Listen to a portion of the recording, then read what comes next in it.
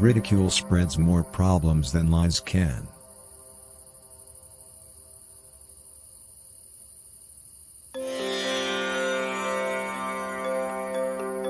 Keep repeating to yourself, "My soul is enough, my soul is enough."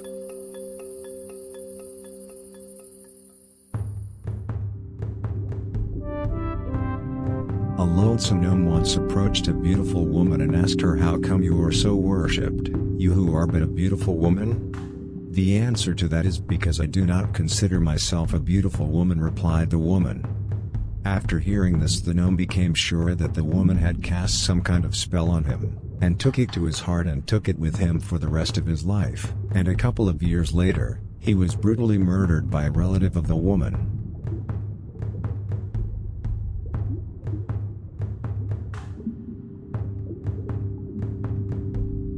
Repeat to yourself, "My life is real, my life is real."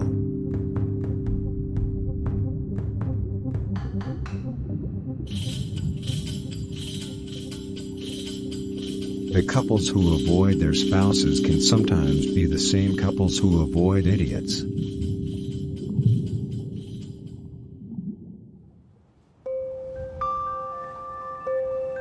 Close your eyes and take a deep breath. In and out.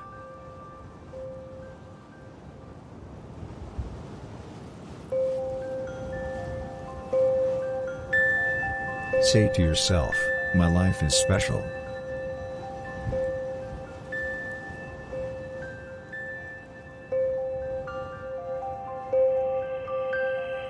Your bodily orifices are now disconnected from the vacuum of space.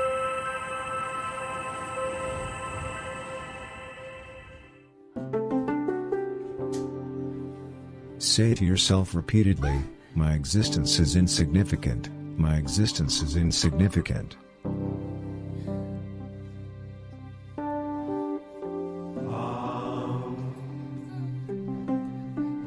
Force your body to free your throat.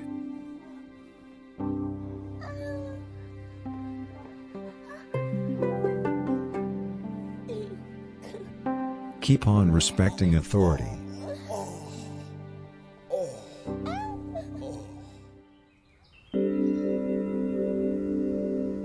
Take a deep breath.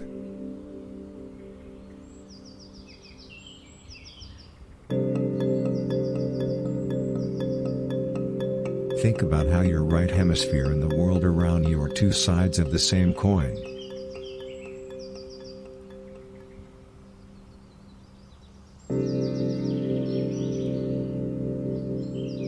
Ridicule yourself.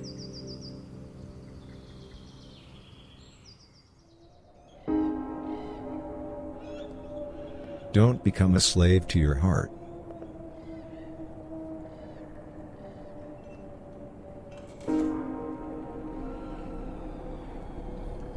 Isolate your intestines.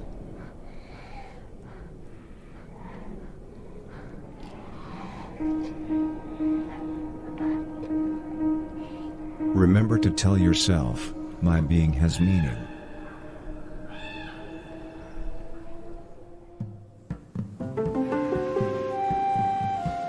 Keep chanting this mantra, "There is no place like home, there is no place like home."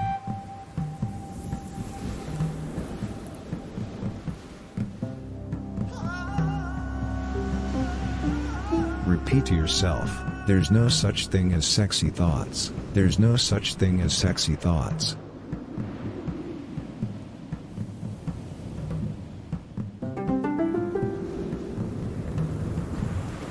Understand that you are anxious.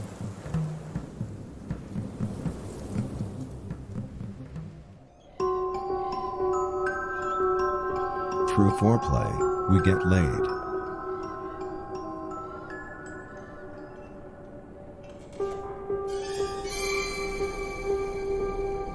Centuries ago, in ancient Japan, there was a fearless wanderer who lived at home with a donkey.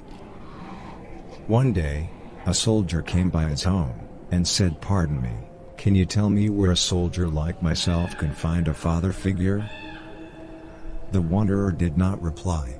"How can that be? Asked the soldier.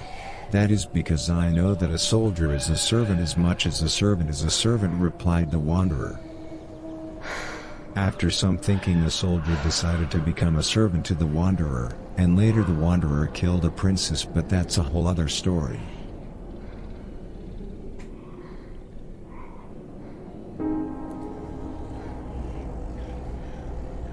Now come to notice your body.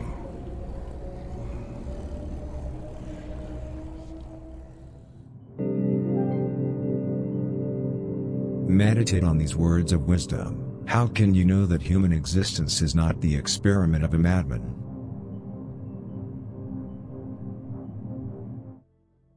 Alright, well, there you go. You can probably still hear it.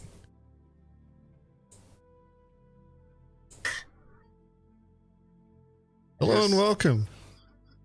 Hope you're all feeling inspired. God, so true. So true.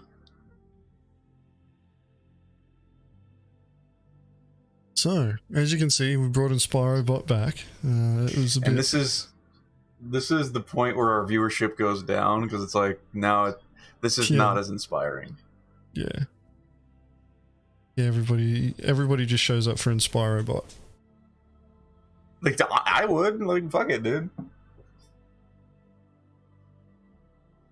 One day, I'm going to work out a way to make transitions so that InspiroBot plays for the transition. But not yet. No, you know what? You know what, chat? If you throw out super chats and request InspiroBot, we will play InspiroBot in the background whilst a video is playing and doing the reactions. Right, Agens? You won't be able to hear the video. I don't care. That's Oh, Baron will be back when InspiroBot's back. See you, Baron. I'll send you a message when I'm turning it back on.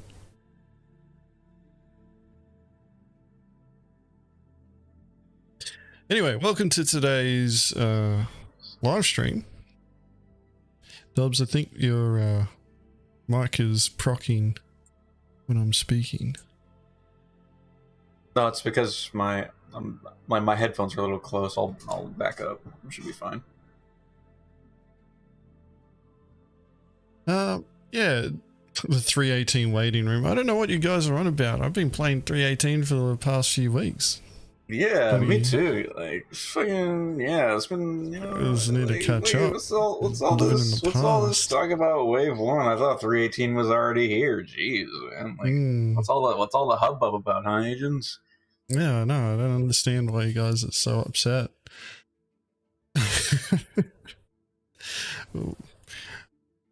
That I've got that out of my system now. I'm not gonna tease you guys anymore.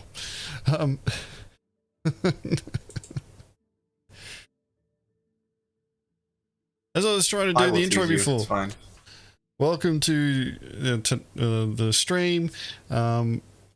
There wasn't actually much in the way of suggestions put forward this week, so Dobbs and I frantically went onto YouTube, and he suggested one video, and then I grabbed another 4. And there was a whole bunch of other videos that I wanted to do, but I couldn't find them again, so it's only 5. Most of them are pretty short though, so we should be fine.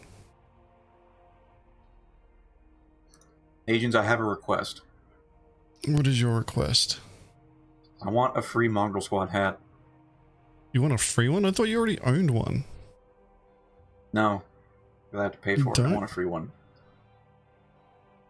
Do you want one that actually fits you, or just a random size free hat? Aren't they flex fit? Or they still have like a size range, like you got, was it small to medium, and then you got large to extra large.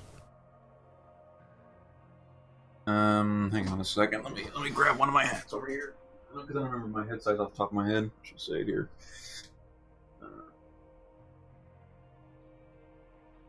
No.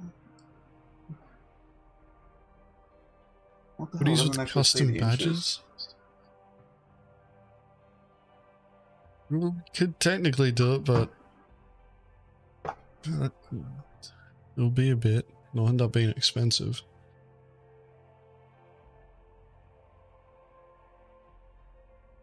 Kestrel, I have a camera. I actually have like 6. I'm just too lazy to set them up. Hey, Space Dude, thank you very much. He's already getting in there nice and early with the super chats for the 20 euros. A Christmas gift for Dobbs. Get him a hat. We got Pro Finger Sniffer here. I still love that name. It's the best.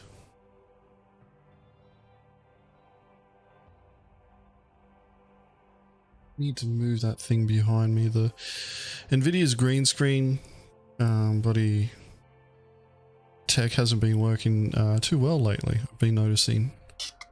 He doesn't actually have a green screen behind him.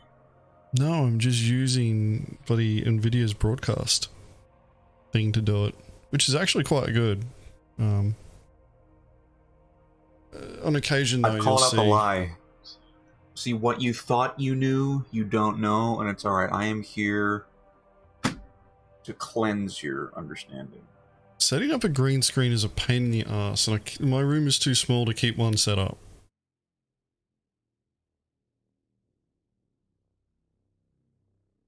Yeah, there you go. That's actually a mattress sitting behind me for our spare bed. Mattress? Yeah, and I don't know why it's showing up, because it's pretty much the fitted sheet that's on it is the same color as the wall behind it, but it shows up, but the wall fucking doesn't. Paint the wall green? I could do that, but I'm lazy, and there's an AI that can fucking just green screen for me, and I don't have to paint shit. And all the glitchiness and fuzziness, it's very representative of the game that we all play and love. Wouldn't you agree, chat? Like, I could actually look for extra filters to put over the camera display so that it looks all holographic and all that sort of shit. Kind of like what I do with the Mongrel Squad. But yeah, talk about the Mongrel Squad at the end of the stream, but I think that's enough of an intro for now. Let's get the ball rolling. Oh god, I'm not ready. Dobbs is not ready. My pants off. So the first video that we're going to be reacting to is from Eleven's Hangar. It's a very recent release. Eleven's Hangar. Oh, sorry. And it is Star Citizen, cheating in Star Citizen 2022. Now, I don't know if you guys noticed, but every time if we lose a fight, it means that the other people were cheating. Which is why we've never lost a fight, because cheats don't happen in Star Citizen. Never. Never. But yeah, I thought this was interesting. Dobbs was watching through it earlier, and this was something that he threw up. And yeah, let's get this started and see how we go.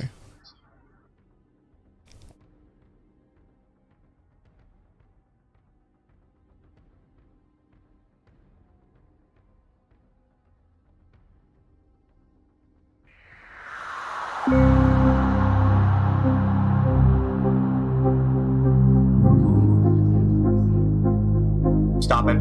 Stop. Pause it. Pause it. Now, What? I want you guys... Here's the thing. I just want to put this into perspective, okay? I really want you guys to realize the power of just good editing. Look at this. Look at your screens. Look at what you're seeing. I don't think you guys realize, if this is all... Like, if this isn't, like, you know, prefabricated on, like, presets or whatever, this was all done, like, by hand, meticulously, frame by frame. Like, dude, I need you to understand how powerful and how good this is, and how much it can enhance a piece of media, right? Good editing is good editing, and it can enhance anything. You could be talking about a pile of shit. If it's edited well, you'll fucking watch it and you'll enjoy it, guaranteed. I'll take some claps in chat for good editing. It's great. We're not even half a minute in and we've already stopped. I do like this, Hey, and I look at this and I'm like, you know, Jesus. Why wasn't Shattered Delusions like this, Dobbs? Like, fucking, this looks so much better than what we had in Shattered Delusions. You don't pay me enough. Yeah, I know. It's because we don't have enough viewers. Buddy, we need more people spreading the good word of piracy gameplay in Mongrel Squad. Can we hit 9,000 subscribers by the year's end, guys? I think we can. Maybe. Maybe. Depends on when 318 comes out. Because I know that we've got a whole bunch of videos that are going to be lined up to go out as soon as 318's coming out.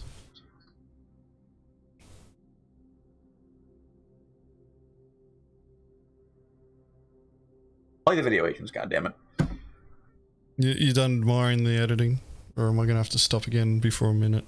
What? Is it wrong of me to put credit where credit's due, Agents? Hey, like, I'm just asking a question, man. Don't need to bite my head off. Hey.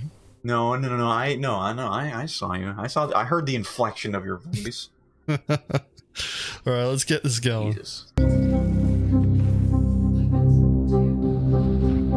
PvP secrets revealed or bullshit exposed. You be the judge. You be the judge.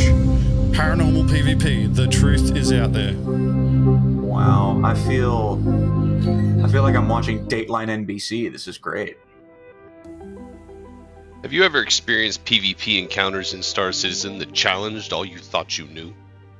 Maybe your opponent moved too fast, or did more damage than you thought normal? I feel like perhaps you saw a damaged ship recover I to full health while still engaged.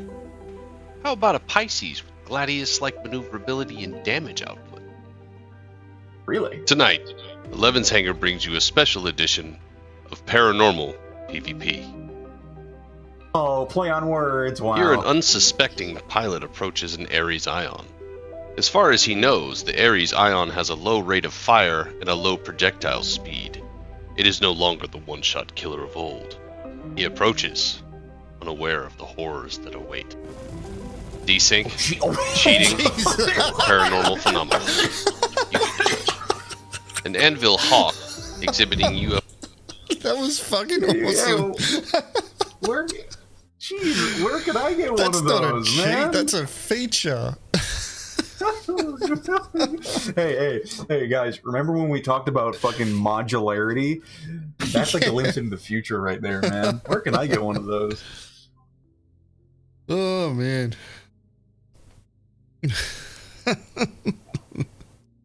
That was phenomenal.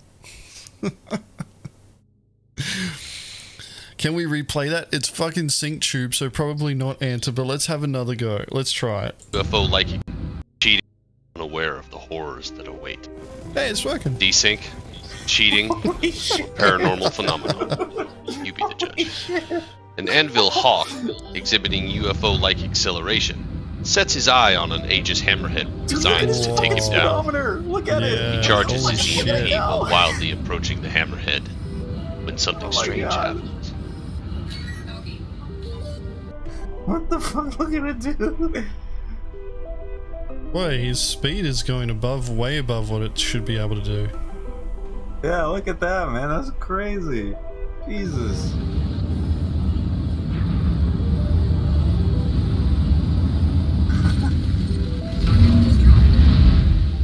What Again, the, I ask. Desync, cheating, paranormal Evaporated that. You be the judge. Paranormal phenomenon, 100%. The images you are about to see may disturb some viewers. Paranormal research and investigation specialists uncovered these images. What you're looking at here is a personal inventory exceeding the max capacity by 286%. Look at that number, dude. What the frick? What number are you looking at? Oh, fuck. This next slide.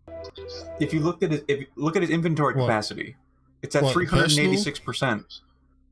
Yeah, like fucking that's pretty normal though. Like inventory bugging out like that.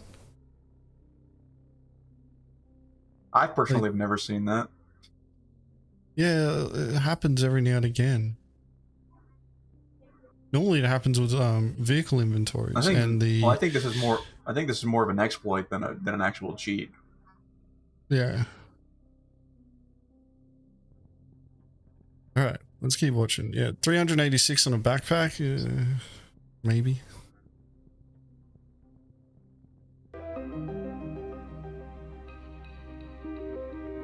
This next slide shows almost 10 million units of quantum fuel. How is this possible? Of course, the How fucking is this pod possible, annoying. Agents? How I is it don't possible? know. Help me, chat. I don't understand. Think if they were gonna make don't any believe in numbers ghosts. bigger, it'd be their fucking wallet. Hey citizens, this is 11. A little over a year ago, the team here at 11's hangar noticed some anomalies in PvP. And we Anomalies. started researching and investigating. Ooh. You may remember a video that was released on this channel titled Cheating in Star Citizen. No, I don't actually. Well, here we are almost a year later, sharing the new findings of cheating in Star Citizen. I feel like I'm watching fucking Ghost The Hunters. videos and images you witnessed are authentic and the fruit of me and my investigative team's work. The evidence presented is verified active as of December 9th, 2022, which was literally That's only 3 5 days ago. No, 5. This information was difficult to collect and verify, as it appears the source is one of the best kept secrets in Star Citizen. While the existence of cheating in Star Citizen is largely denied or unmentioned, it is very real and more rampant than when we reported on this almost a year ago. Wow. Hopefully CIG can get ahead of this. So there is, like, Captain Burks actually has a pretty popular clip of somebody using cheats where they fucking were able to fly around and just nuke anyone. Like, cheats have been around for ages, and some of it's still happening after the implementation of Easy Anti-Cheat. So, you know, like, the thing about this is that CIG is not going to address cheats in the way that people are expecting until the game is further along in development.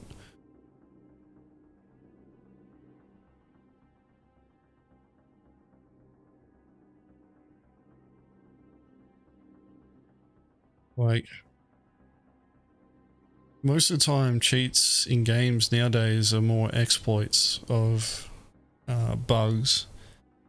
It's very rare that you get the cheats where they're able to manipulate values of the game, especially in MMOs.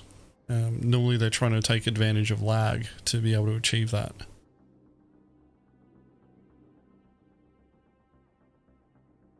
But yeah, it's that iron was crazy. Let's see how long this. We've got like 2.5 minutes left. We should be able to finish this. I want that ion, dude. Jesus Christ almighty. I don't understand. That's not a cheat. That's a feature. That should be how it is. That's just modularity. If anything, that was just an ETF build of like 2 years in the future. You know, they got it early. As we have uncovered conversations stating that cheats are currently being worked on for the unreleased Alpha 3.18 patch.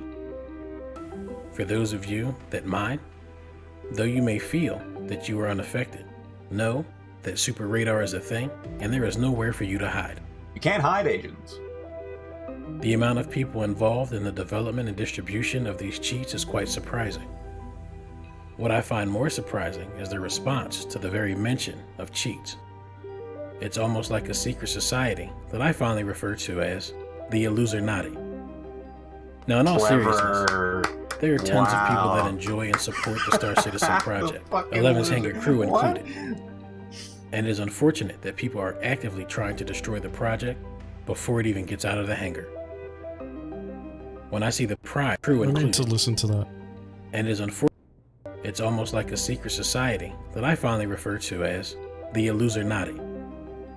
Now, in all Ain't that seriousness, something?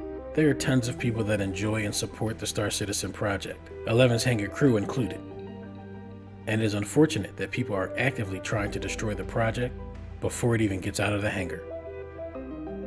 When I see the passion and pride on the faces of CIG devs like Yogi or Tony Z, as they talk about their progress. So since the last year, the focus of Vehicle Feature Team shifted very heavily towards Squadron 42 and nailing down the flight and space combat experience for it. And I'm very proud to say that we finally found a really good working solution that we're going to show today. It is truly a good thing to see and hear. This cheating issue is bullshit and indicative of how the Star Citizen community has changed from what I remember. It's bullshit, guys. Alright, he says here, I'm not referring to the community as a whole or content creators as a whole, just those who only exist to tear down and make fun of the dev teams and community members while bringing nothing positive to the table but salt, misinformation, and a shit attitude. Yeah, don't have a shit attitude, guys. That's the worst part.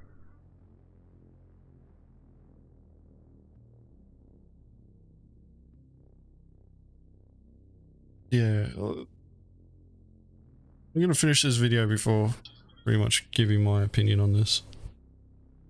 I'm pretty sure this guy is just looping the same song over and over again on his timeline. Anyone else notice that? Just me? What's this? Like, is his background music? Yeah, it's been the same little loop. It's actually fucking getting annoying now. And when I say community, I'm also speaking about the content creators as well. Any offense taken from that statement was intended. For those of you who are in alignment with what I have said, know that it's our responsibility to call these things out. Now, in closing, I have already submitted our detailed findings to CIG, including more than what you've seen here, and all names and in-game handles that can be verified. I have also included a link to a very interesting article covering the effects of cheating on the player base, the game, as well as the company itself. I appreciate you taking the time to watch this in its entirety. Stay frosty, and I'll see you in the verse. Stay frosty, guys. Just stay frosty. That's it.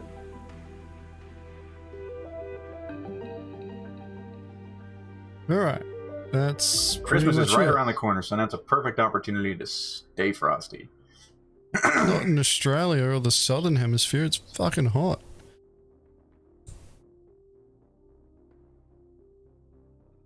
Now, is there anyone here in chat that has never experienced snow? Quick show of hands. I haven't experienced snow. Missed out on it when I was in Afghanistan back in 2011.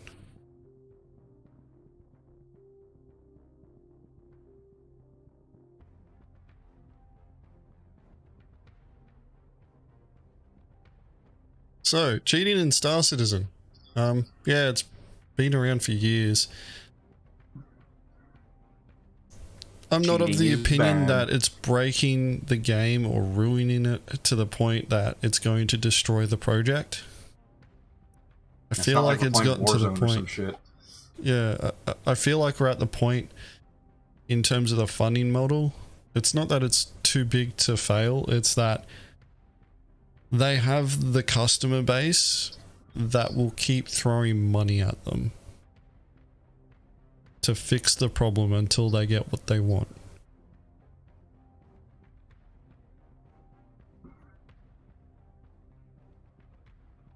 So this whole notion that it's gonna break the game and that these people are, you know, the scum of the earth. Like, we hear it as pirates a lot, you know, fucking you see it on this channel. Go look through our videos, the comments. Sometimes you just gotta watch what you say, man. Like, we're all playing a video game. It's not that hard just to toss out a kind word every now and again.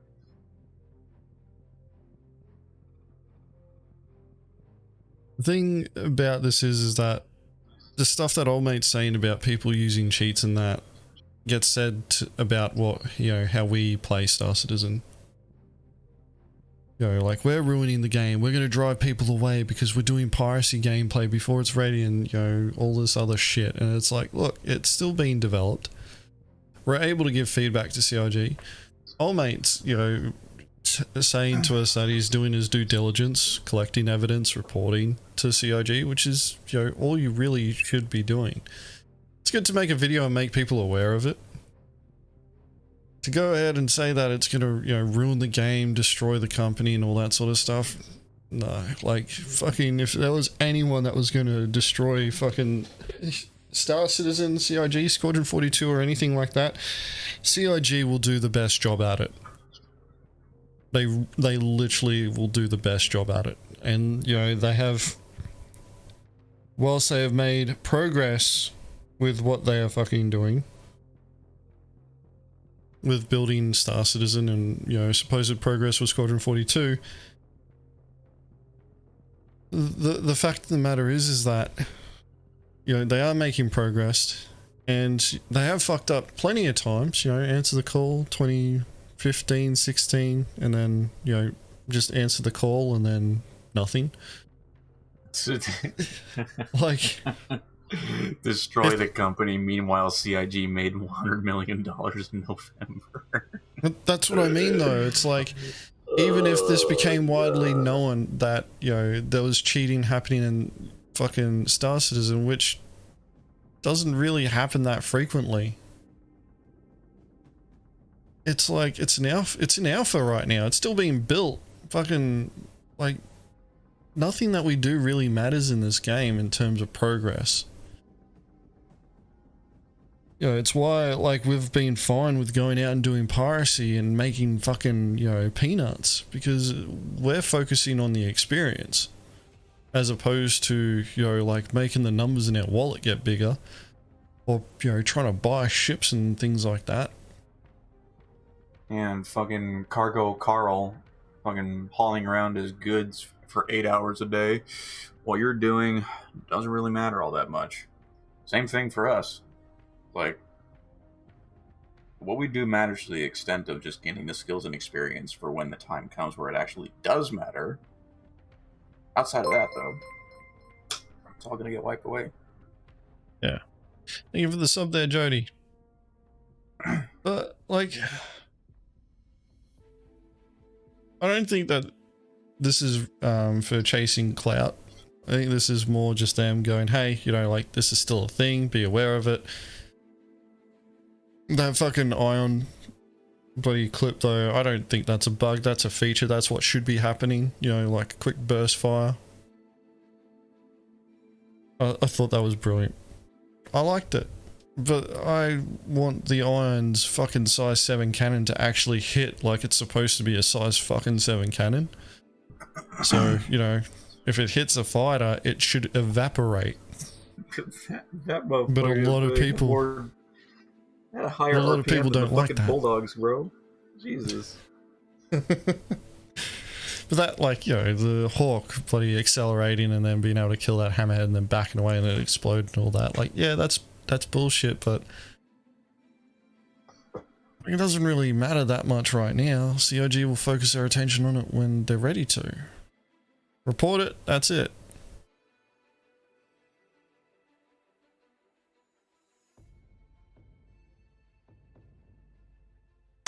That's a real thigh slapper.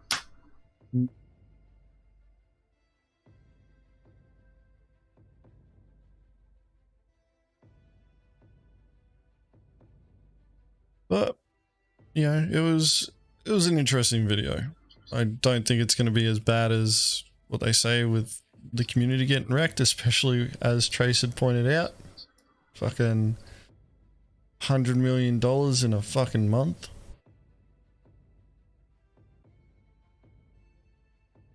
Actually, I thought they would have hit that for the whole year. It's 1 month, Agens. The future is now, man. You gotta get with the times. Alright, well, fuck, I'm wrong then, aren't I? This is the game.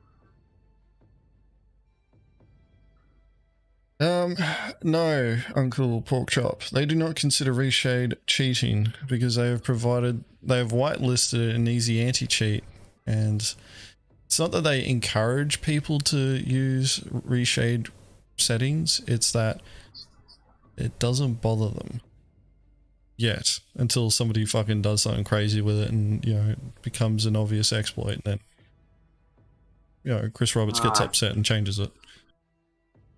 Damn it. I have to do laundry. Dobbs has got to go do laundry? Oh, no, That's I don't. right. Oh, no, I don't. found a nice fresh pair of joggers. This is some good stuff. Right. I'm pretty sure you don't have American Eagle where you shop for clothes, agents. No. We call it Australian budgie.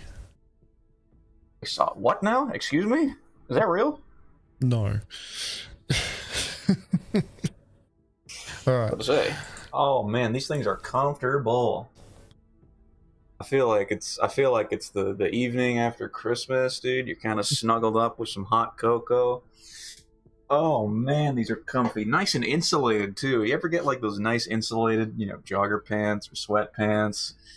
I feel like it's like you never want to leave them. It's crazy.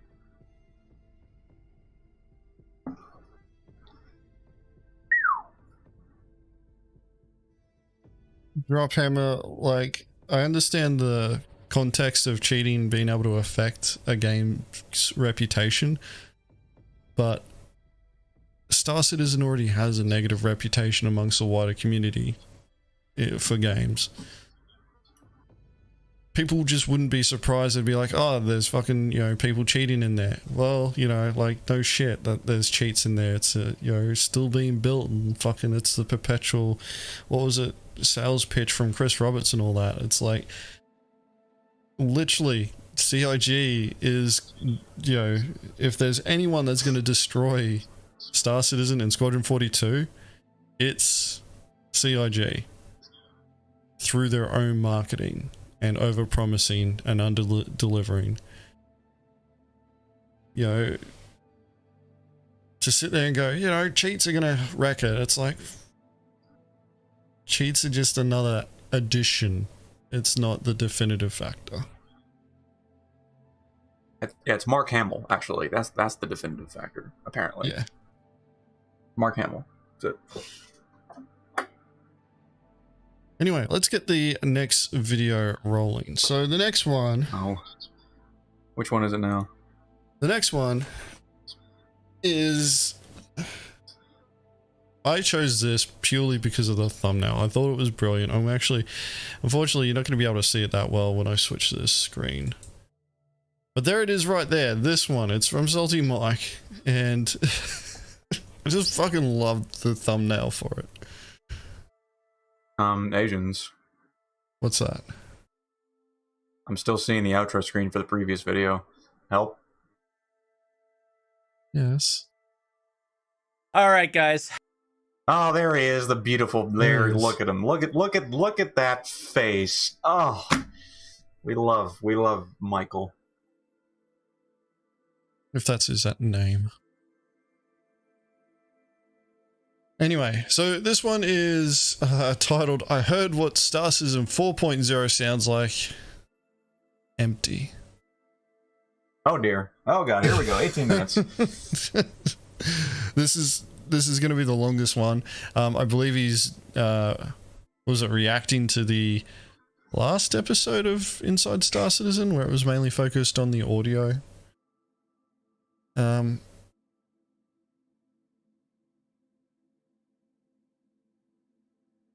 And how? Yeah, it was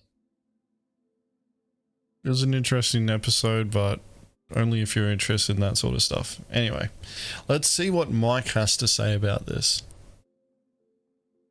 We had to do this again for YouTube, but we made fun of the idea of this in my Star Citizen Live React last week. So the idea of concept art, essentially, of audio sounds of what 4.0 might sound like, and then on top of that, just it being called the Journey to 4.0, when at CitizenCon they told us it's not even the Journey to 4.0. They're just baiting us with things that are going to be in later patches of 4.1, 2, 3, 4, 10. It doesn't, we're in 3.17 now. So, yeah, it's going to be... this is going to be one of the most ridiculous things I've ever seen in my life. So I love audio, man. Looking forward audio to it and great. looking forward to watching it with At you. CitizenCon 2952, we introduced a new initiative called Journey to 4.0, showcasing stories about development specifically for 4.x branch of release. From new mission types like investigations, to flight experience changes such as the master modes, from life in the verse-altering resource management systems to anything and everything pyro-related. The journey to 4.0 is our chance to, well, to step outside the traditional weekly update cadence and look farther ahead than usual. And knowing Star Citizen, this journey will probably be one filled with plenty of twists and turns along the way. And the initiative itself will extend beyond this year's CitizenCon to become a semi-regular series of stories and showcases as you're about to see today. Now, so it's the journey to 4.x. It's not even the journey to 4.0. This is going to continue throughout the year because they're literally out of content, right? So again, I've spoken how Jared has really, what else does he have to work with? It's a lot of nothing. So the idea of doing this makes sense. Like the things that it's going to take, the things that they're working on now that are in 4.0. It's just, for me, it's the calling it of the journey to 4.0. It's calling it, it's using it as a, kind of bait tactic for hype and things like that. I'd hate to break it to you, and this might be news to everybody, but technically we've been on the journey for 4.0 for years. Yeah, as soon as we hit 3.0, it's been the journey to 4.0. Like, I'll tell you, probably as soon as we hit 4.0, guess what the journey's going to be after? Like, I can understand him being upset with regards to, like, they're talking about 4.0 and they want it, like, the expectation really is that we should be getting new information that's relevant to us getting 4.0. And I'm quite confident that CIG could, if they looked hard enough, find enough material to talk about, consistently. But there's the other thing as well, is that CIG doesn't force the developers to get on camera. It's if the developers don't feel comfortable with it, they don't. So the flip side of it is that they got to find volunteers, which can be really hard. And if you've watched this episode of ISC, you can tell that this guy is really passionate about his job. He fucking loves it, and good on him for doing that. Like, sound design doesn't get a lot the accolades that it deserves in terms of creating immersion in video games. The unfortunate reality is that not everybody's as excited about it as what Old Mate is. But, like, this is more of a reaction to, what Mike's saying than the ISC. So let's keep this going. Makes it feel like we're just consumers to them and they're just marketing to us. We're not members of their community. We're just people to continue to hype up so we can continue to fund the project, right? Like, that's what it feels. It doesn't feel like being part of a community when they do stuff like that. I've always hated that. We'll ever hate that. We'll always hate that. But the thing about doing this more consistently throughout the rest of the year, what else is he going to do?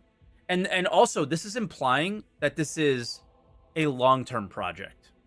4.0 is nowhere near close. We don't even have 3.18 yet, right? So it's, the letter from the chairman stated most of the work towards 4.0 and server meshing were done in 3.18. So it's a problem. So you're saying they shouldn't show it to us? No. So this is my problem with communicating. So I'm going to do my best to communicate this as best as possible. I have no issue with them showing us stuff like this. I think the main thing that I take issue with is the journey to 4.0 thing, right? It's the trying to tell you that these are all steps working towards the initial 4.0 release, which is server meshing and, a very, very major milestone in Star Citizen. When this is not, when some of the other things that we saw at CitizenCon are absolutely not, right? It's things that are going to be in the 4.x branch. That's it. So it's not even them showing the actual steps. It's not the journey to 4.0. It's just weird, you know? I'm going to stop here, and this really comes down to a question that I actually want to ask you guys. Like, what are you expecting to come in 4.0? Because we still haven't received the next release view, I think it is. To be honest, I'm honestly like, my expectation for 4.0 is just the pyro system and server meshing, because that in and of itself is a monumental achievement. So like, I'm expecting we get server meshing, we get the jump gate, we go through, we enter pyro. I'm not expecting pyro to be super rich with content right out the way, or right out the gate, sorry, pun intended. And like, obviously you'll have the planets, you'll have outposts, you'll have like NPC settlements, you'll have the stations and everything. But when it comes to like the actual like tangible points of interest and content, like to the degree that Stanton is at, I'm not expecting it to be that that crazy in that regard. It might be, if it is, cool, but and when it comes to like new gameplay mechanics and new gameplay loops and stuff like that, I'm not expecting anything in that regard. I'm literally just expecting a brand new space and a means for us to travel to new star systems. That's really it for me. And that's all I'm expecting. That's all I'm hoping for, really. It's like the bare minimum of what they're marketing for. And it's like, yeah, fine, I'll take it. Cool. I mean, that's great for me.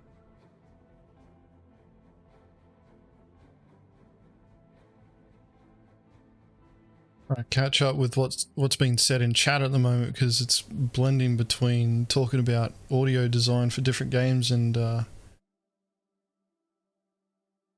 what people are expecting. Pyro, jump point, static server meshing, master modes, and lift surfaces. That's not too bad, Anta.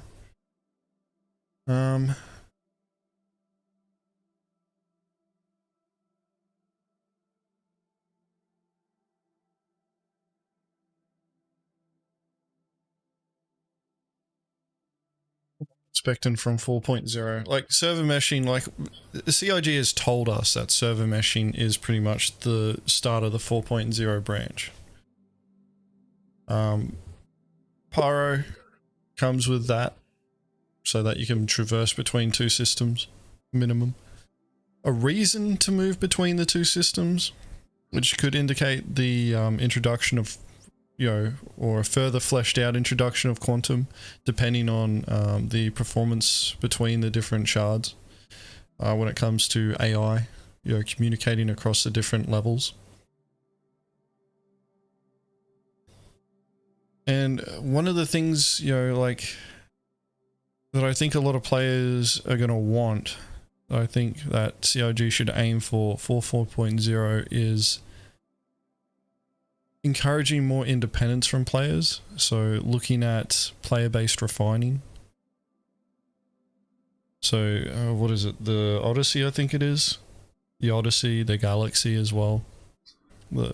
I don't think we'll get the Galaxy anytime soon, but the Odyssey would make sense, where you can go out, do a bit of mining, do a bit of refining, do a bit of exploration. What's the dedicated? No.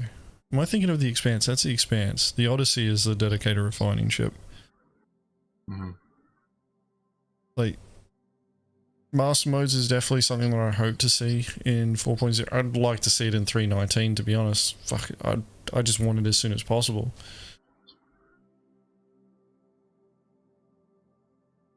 Yeah, we'll probably get the Liberator. Because when you think about it, the Liberator is literally just a fucking, just a platform that's got, was it 2 landing pads, 3 landing pads just strapped together with fucking rockets on it?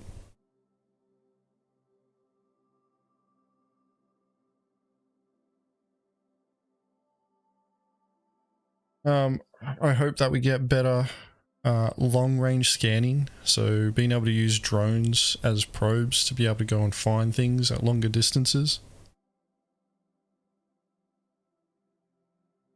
I don't think we'll get that in 4.0. I think that'll be an iteration patch. I understand what Mike's getting at here, though, because this entire episode, implies that this is necessary for 4.0, but it's not. Like, Old Mate is working on, exploring the creation of assets for Pyro, and we're getting Pyro in 4.0, but these sounds may not actually show up in 4.0, and the release of 4.0 is not dependent on Old Mate kicking it out, banging boxes together in the fucking basement of the new building.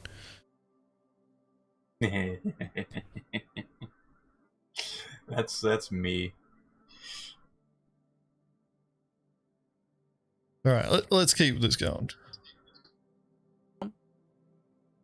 So, yeah, it's just one of those things where it just doesn't make any sense. So that's what bothers me. But in the end, what else is he supposed to do? Because is there even a 319? Like, who knows, right? Like, what's the next patch? Everything with the massive delays that 318 brought is going to change the way everything that was initially planned in the letter from the chairman to next year. It's all going to get rejumbled, right? So who knows what's happening with all this stuff. So, yeah, I don't blame him. He has to do this. They just don't have to call it Journey to 4.0. And I went on a huge rant about just one little thing, but it's the microcosm of all the things that bother me about everything that they do. And it's just, I find it to be like gross and disgusting. Most folks are familiar with the process of concept art. Hello, 11. You missed our reaction to your video about the cheating stuff. It was very interesting. Someone must have spammed you in your Discord.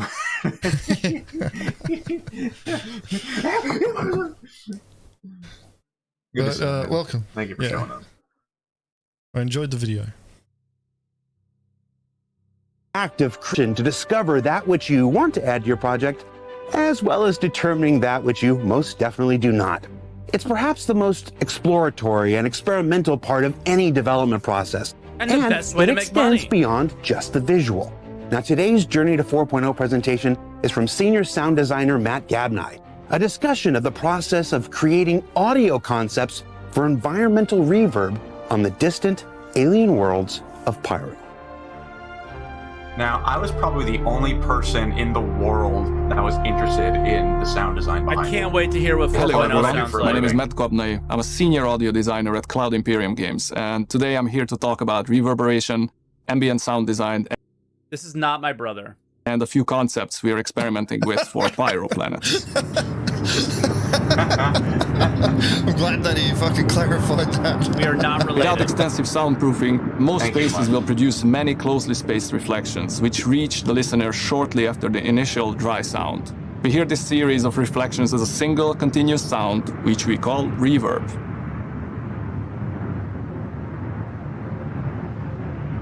Reverb is created when a sound occurs in space with pressurized atmosphere, sending sound waves out in all directions. These waves I just want to point this out. Old Mate's fucking got a serious fucking beard game going there.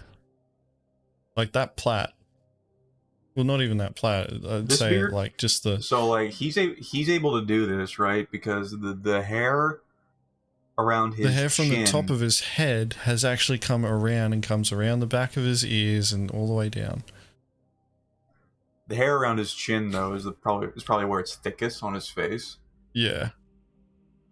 So that's probably why he does it there. Like if you look at the rest of it, like he's not pulling the hair from his cheeks or his sideburns for, like, you could see that. It's basically literally all his chin.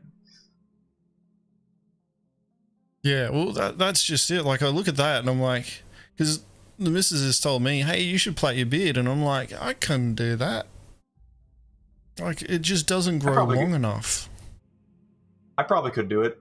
I tried to do it once because the hair on my face, it's thickest around my chin as well. So if I decided to grow it out, I probably could do this. You should, Dobbs. I don't know if I'd want to. You I don't should. know if I'd want to, but You should. You should do it, and then get a red bandana and a tricorn hat.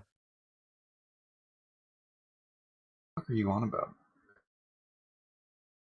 And then turn yourself into Captain Jack Sparrow. Listen, the only thing that relates me to this person is his experience in sound design.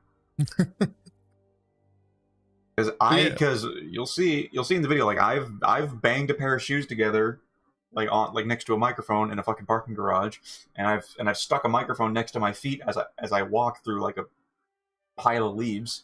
You know, I understand. I know the world of Foley and sound design. It's interesting. Well, I guess why I was like the only person in the world that was probably interested in this kind of thing.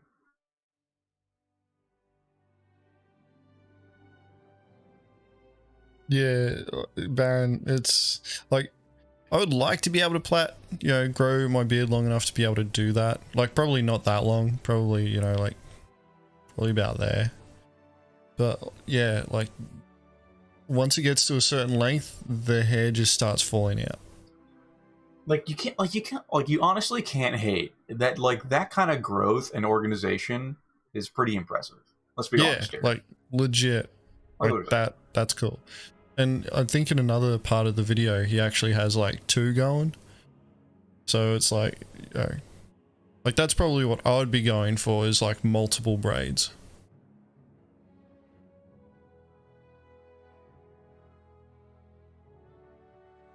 Anyway, let's continue on this video. Like completely sidetracked there, but yeah, dude has a cool fucking beard.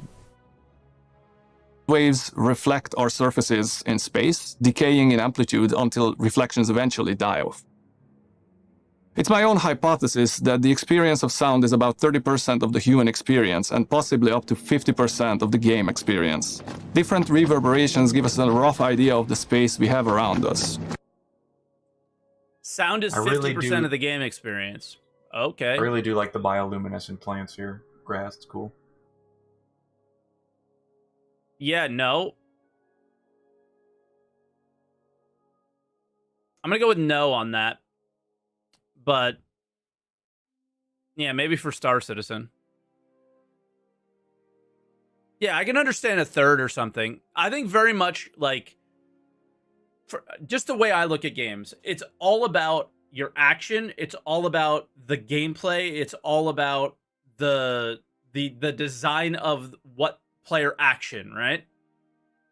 Visuals and sound make all of that better. But this is the sound guy, so of course he's going to say it's important. So sound is actually a lot more important in any sort of medium, either, video or in a video game, especially when you're aiming for trying to immerse your audience. Now, I know a lot of people will turn the sound off, they'll have music playing and they'll be in comms and they'll, be drawing off and not really paying attention. But a lot of effort, especially for first-person shooter games, is put into the audio design, because a lot of players, a lot of the professional players will actually rely on audio for cues for specific things, like, 3D space, spatial audio of footsteps helps players orientate themselves within the space, and they can tell, like once they learn a map in a FPS game, they can tell where people are based on the footsteps, depending on the position that they're standing in. Because the audio is designed in a way that, as a player's running along, it'll be grass, and then sand, and then gravel, and then, like metal, and then, somebody running upstairs sounds slightly different than running down the stairs, and all of that sort of stuff. So, like, when it comes to audio, it's actually quite important, and, creating that sense of space for those people who really want to, I guess, feel more immersed in the game.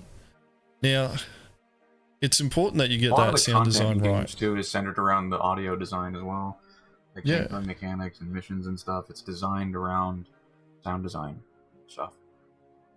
And the thing about this is that if, like, VR experiences rely on good sound as well. Like, you need to have good sound for VR experiences, because your brain, what your eyes see, like, we rely on a lot of what we see.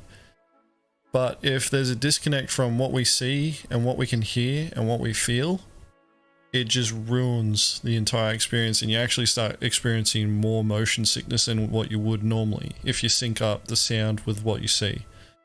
So for example, if there's a VR experience of, you know, walking out on a plank of a building, and literally it's just, they throw a plank down, you walk out on it while wearing a headset, but you also have to wear headphones, because the audio from the headphones is of wind and, you know, traffic off in the distance, and, you know, if you didn't have that going and you just had, you know, just like no headset, no headphones on, and it was just a room that you could hear and people, you know, walking around and talking and stuff like that, throws the experience out a lot more. Like your eyes are going, you know, like I'm, you know, walking out onto this plank in the middle of nowhere. Oh, that's gonna, you know, like pretty much I'll fall off and I'm gonna, you know, fall like 10 stories.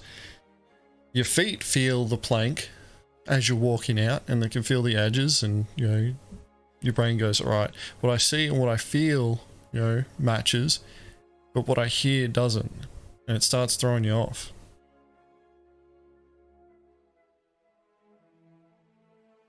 So yeah, it's one of those things where it's like, you don't notice bad audio until you got bad audio. Yeah, and the people that, you know, are easy to dismiss audio, they're also the ones that would like watch the video from Hybrid V Audio, the Tailgunner video. Dude, 100%. That needs to be a feature within Star Citizen. That like, fucking Tailgunner video is phenomenal. You can't, no one can sit there and tell me that sound, you know, isn't critical after you watch that video. I guarantee you, if the game sounded like what Hybrid made it out to be, everyone would be, like, the entire game experience would be better. But that doesn't really apply to Mike's argument. I think Mike's argument is saying that, you know, the actual gameplay, like what you actually like do in the game, matters more than the sound design or the visual design behind it. Yeah, like, and I don't think it's really mutually exclusive though. It's not. I don't think it's mutually exclusive. I think they all work together. I think it's all important. Like, you know, can't really have.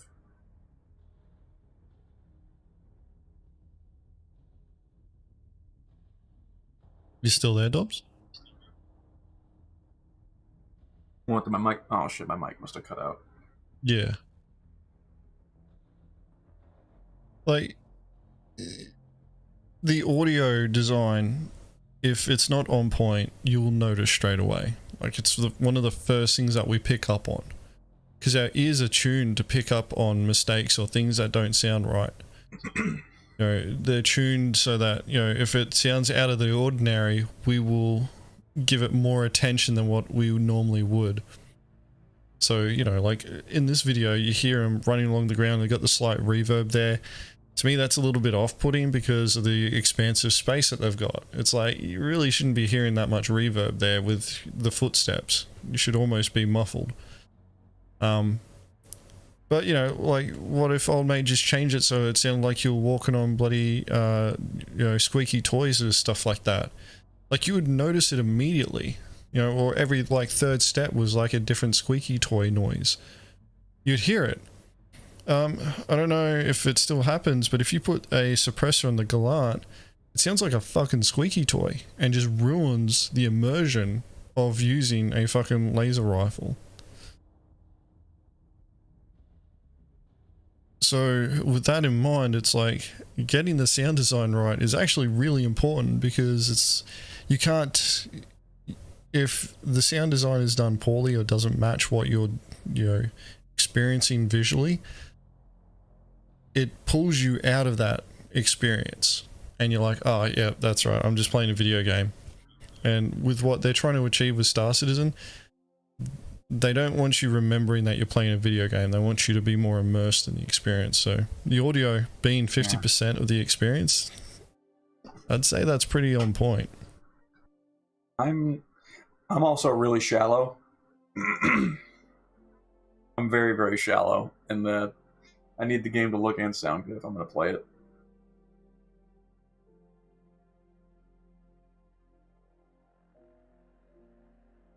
See, I want the sound simulation to be something that plays, because I understand the reasoning behind it there. And once you understand the reasoning for it, it makes it easier to immerse yourself with it. But I also want the ability that it gets shut off at times, so that you understand that, hey, things are getting worse.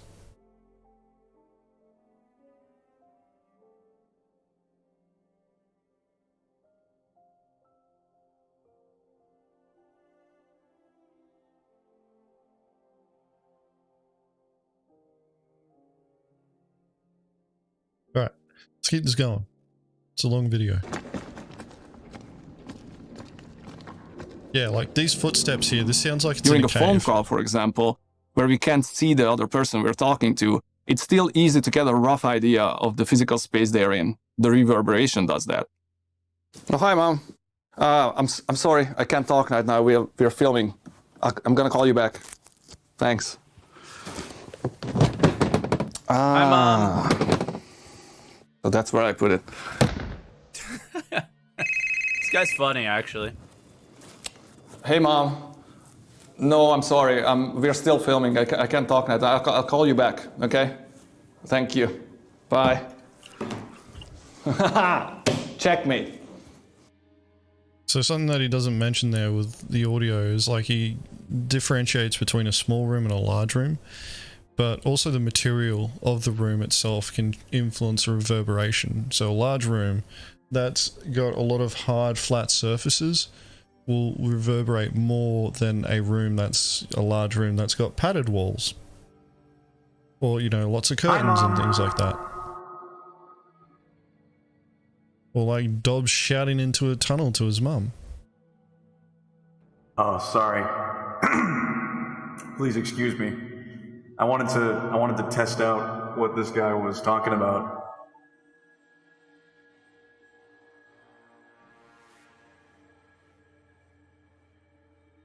But yeah, it's interesting that he's used these very simple examples of reverberation because that's what it is. But yeah, like you can be in a large room and it not even reverberate anywhere close to that. It depends on the surfaces.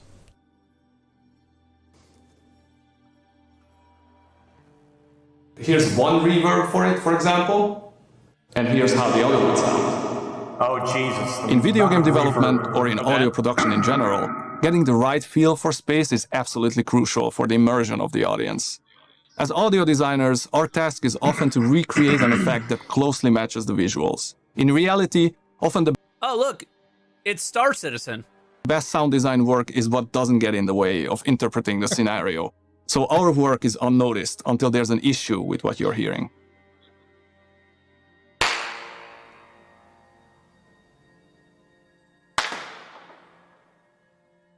Hey, I can do that too. What's with the Office style documentary camera moving all over the place thing? Basically, there's two schools of thought in layman's terms, analog and digital. Either there's a software generating reverb on a signal based on a complex algorithm, or you capture an area that you like the natural reverberation of and use the created impulse response, or IR for short, to generate reverberation through it, which is what we did at the basement of CIG. That sounds... God, this is so relatable. I hope what they do, like, in one of like the outposts that has a vehicle hangar in it, I hope they have like an empty space in the vehicle hangar and they have an NPC there with a couple of boxes just like hitting stuff with a microphone just set up. Just as an Easter egg. Just as an Easter egg back to this episode. I hope they do that. It's gonna sound great. I think Dobbs is over at CIG's bloody car park right now looking for old mate. Yeah, I'm in the parking garage. I'm in the parking garage. He's got really good signal for being in an underground facility. Sounds cool. This is the one thing about sound stuff that I always find to be really, really cool, is when they take like random things that you wouldn't expect to make the sounds of the things, you know what I mean? Like in the movies and games and stuff. God, I feel so immersed. One big advantage we had with the CIG parking lot is the huge surface area on both levels, with a lot of parallel flat surfaces that can create delay. Where are the devs? See, this is the Star Citizen parking lot. The Squadron 42 parking lot, completely full. This is the Star Citizen parking lot. All kinds of distortions, and it's pretty much one driving element that I wanted to use for Pyro. How cool is that the new building we just moved into could be used this way for the new solar system? Look at this. Where are they? Of course, the IR we capture is also digital, which allows us to use them. This is why we don't have 318 yet.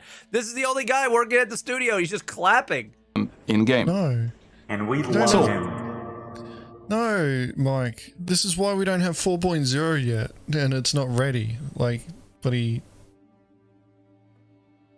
The devs working on 318 are too busy at work, but they're all from Squadron 42. This guy's working on 4.0. That's why it's fucking.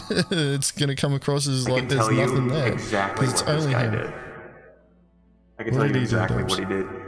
He went up to the fucking office and he told everyone, screamed at everyone to get out of the parking lot for at least an hour.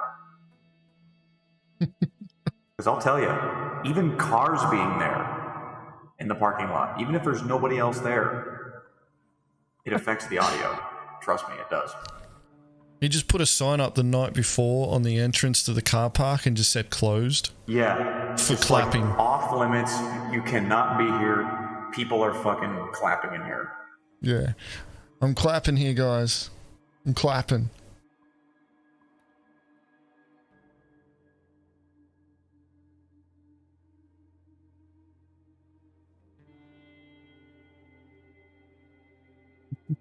Honestly, it's his right. Yeah. He has a right to do that. Where would it make sense to use IR in-game? My current task as one of the new senior sound designers in the team is to get some concepts together for the new Pyro solar system we showed some videos of during the latest CitizenCon. Okay. Based on the art direction I received, Pyro is a hostile environment. Any life developing on those planets is based on very different rules than what we have on Earth, and in Stanton as a consequence. And the basic idea is to make the planet sound otherworldly, unusual, a bit different, but still create something that pleases the ears of the players. It's a fairly contradictory pitch, so if you're me, after receiving such a task, you go home and cry under the shower for a bit. What I came up with is a list of complex systems that will allow us to generate several layers of reverberation that often doesn't exactly belong to the physical space you're in, and has a certain musical tone, plus some other granulated effects to give you sounds that could not possibly come from our solar system, making the familiar sound unfamiliar in subtle ways.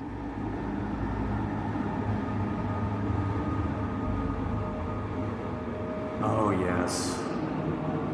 Mm-hmm. Oh. Is that a herald?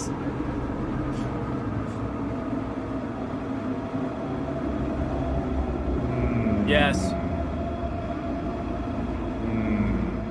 This involves a lot of experimentation, so anything I can show you now is purely so. Guys, 50% of Star Citizen was right there. Only 50% more and we're good. So we could have a clearer conversation about concepts.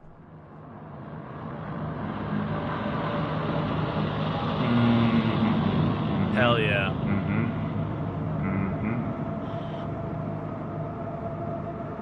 They need InspiroBot's reverb. Or InspiroBot needs reverb. I'll probably look into that. Man, maybe. Oh, the flares. Whoa. Oh my god. Oh. That sounds alien.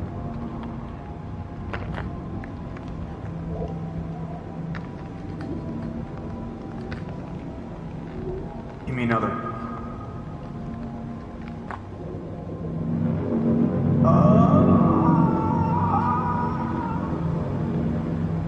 You okay, Dobbs?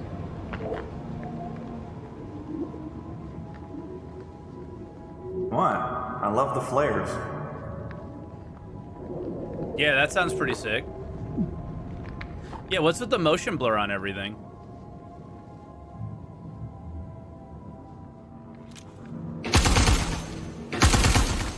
Ooh. It's not confirmed, validated, or even discussed. Far into that I gun. mean, why would you have that much reverb on a like fairly open surface, not a lot of atmosphere, right? Would that really be a thing? It's not like there's any caverns or anything. Like, I feel like we wouldn't have this much reverb. There was only a mountain to the right. Yeah. At this stage, I'm just coming up with ideas on my own to have content and possible systems to talk about later when pyro audio goes into production. So you can really hear it, you know? And so why do we use IR instead of algorithmic reverb? The reason is simple. We're generating content on a planetary scale. The basic idea is to come up with a typology of sound parameters that would essentially allow us to procedurally generate audio. But with what we are designing for a system this size, your absolute first priority is optimization, while being able to control and test for all the parameters. Mm-hmm. Oh, damn. Ooh, yeah. Oh, that's music.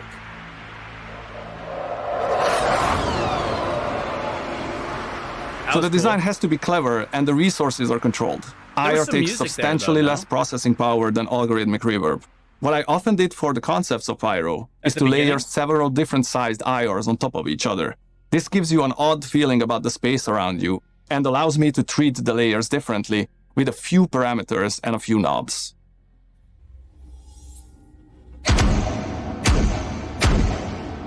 Jesus. Man, that feels meaty. This is believable in a cave.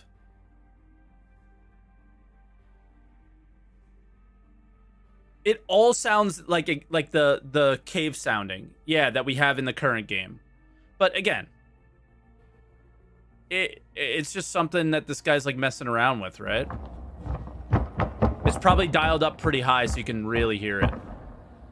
How do I know how pyro sounds? This is it.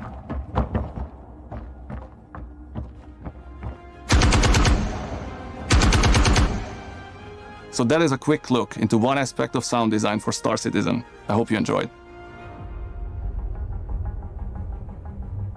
I mean, until he started shooting the gun, it was like really, it was believable. It was cool. It worked for me. Like the real spooky one was pretty sick. Not gonna lie, I thought it was cool. But the one with the shooting the gun, it sounded more like it would work for a cave, and maybe that's what they were testing at that time, right? So I'm not really gonna look at any of this as anything concrete or anything that even matters.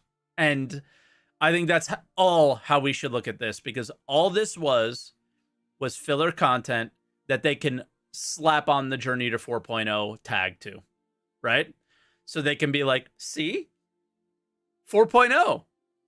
So that's what I take this. It's not taking away from the audio concept work. It's not taking away from how cool some of those sounds actually were and the hard work of the developer there.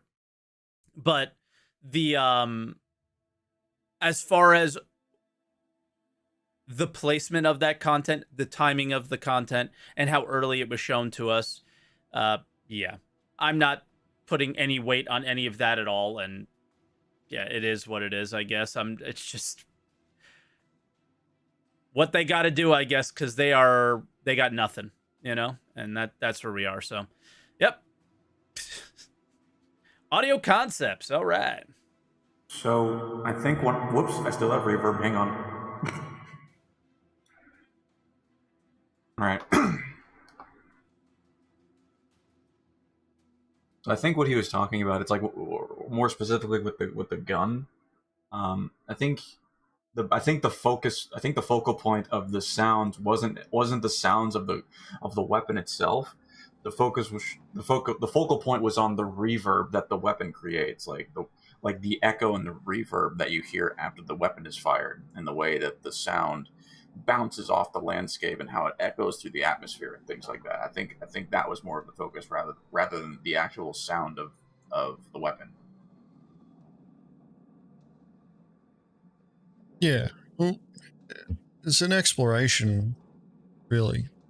like he was concepting and trying to work out a way to how it would work in different environments. Like, I don't think it's been highlighted enough, but the work that Oldmate is doing is probably a lot more important than people realize, because he's pointed out that he's making the audio work in a way that will be systematic for a planet or a moon.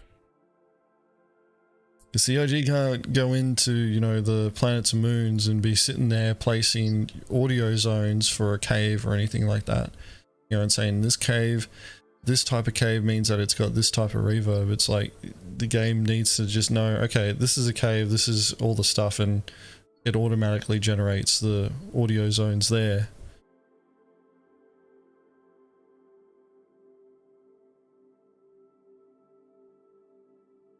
Like, it's like the audio stuff was interesting, but the commentary with regards to, I guess, Mike's point about there not being much in the way of information being given about 4.0 and Pyro, it's like, yeah, it did feel like a filler episode. Not really much that we can do about that. As I pointed out earlier at the start, CIG, you know, doesn't force their devs to get on camera. They'll ask them to. It's a voluntary thing. And considering how much, you know, editing went into that video of like recording scenes, you know, like Oldmate recording different parts of, you know, for the examples, different little skits for the examples. A lot more effort went into creating this episode than other ISCs. So they probably didn't have much to go on, and they've gone, well, we've got this, you know, so let's make something of it. Let's at least try and make it a bit more interesting.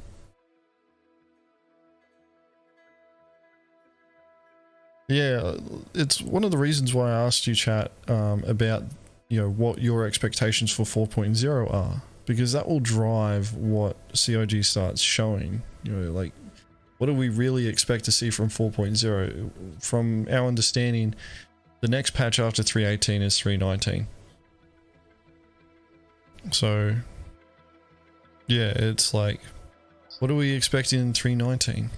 You know, what sort of additions, updates, reworks are we expecting to get then? And we're not going to find out until late January because of the development cycle. We're on the road to Pyro. Yeah, it just doesn't mean that's a short road. You know, like we're still on the road to Pyro. We've been on the road to Pyro for years. Speaking of, we are on the road to in-game roads. Think about that. Are you guys excited to have fucking roads?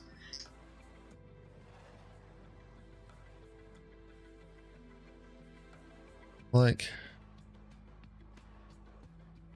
we won't hear about what's going on for 3.19 until we get towards the end of January, because CIG will go on their Christmas, New Year's break a few days before Christmas.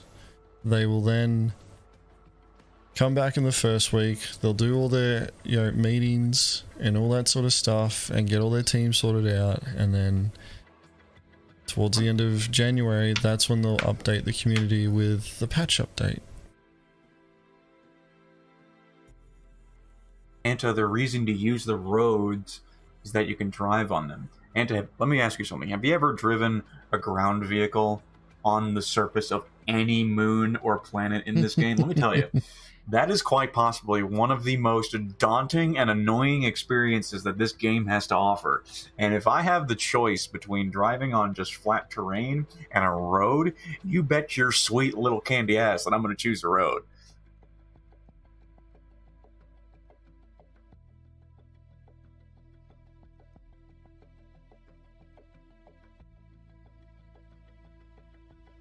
Love roads. Let's get some roads in this shit.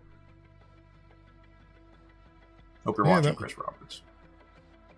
That was That was Salty Mike's reaction. The thumbnail is phenomenal. If you guys see the YouTube video, just the thumbnail is great. I thought it described the video quite well. Anyway, let's move on. To say that there's no reason for a vehicle anti is just disingenuous. Come on now.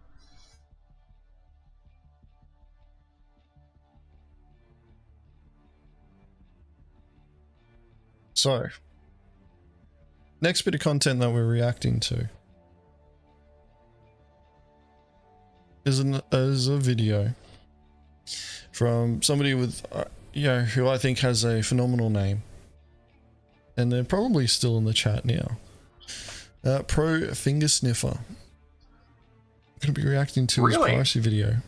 Yes. This was actually suggested for last week's reactions, and it didn't get through. It was actually narrowly beat out. But I wanted to watch this one because they actually use a trick, a technique that we thought had been patched. And I'll point it out when we get started. But yeah, it's like, we're a piracy channel and we don't actually watch too many piracy videos, so it's always good to see other people's videos. Another thing as well is, like, it's good to watch other pirate content creators because you pick up on things that they do that you may not have done yourself. Like, I'm actually pretty sure it is Pro Finger Sniffer where we saw him enter a prospector following the pilot into the prospector, and we just never considered that as a thing that you could do. And when we saw that, we're like, holy shit, this is phenomenal, and we started doing it.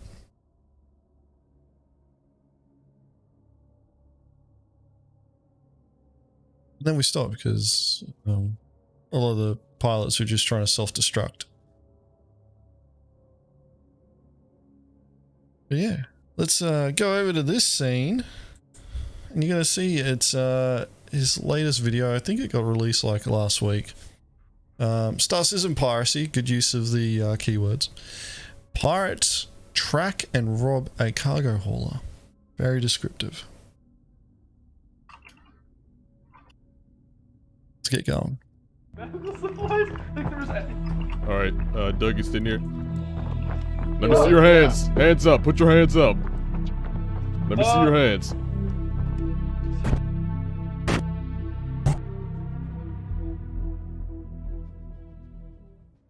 Hey, how's it going, guys? So if you're anything like me and you're a solo pirate, you know it's not the easiest thing to do in Star Citizen. It's actually pretty difficult.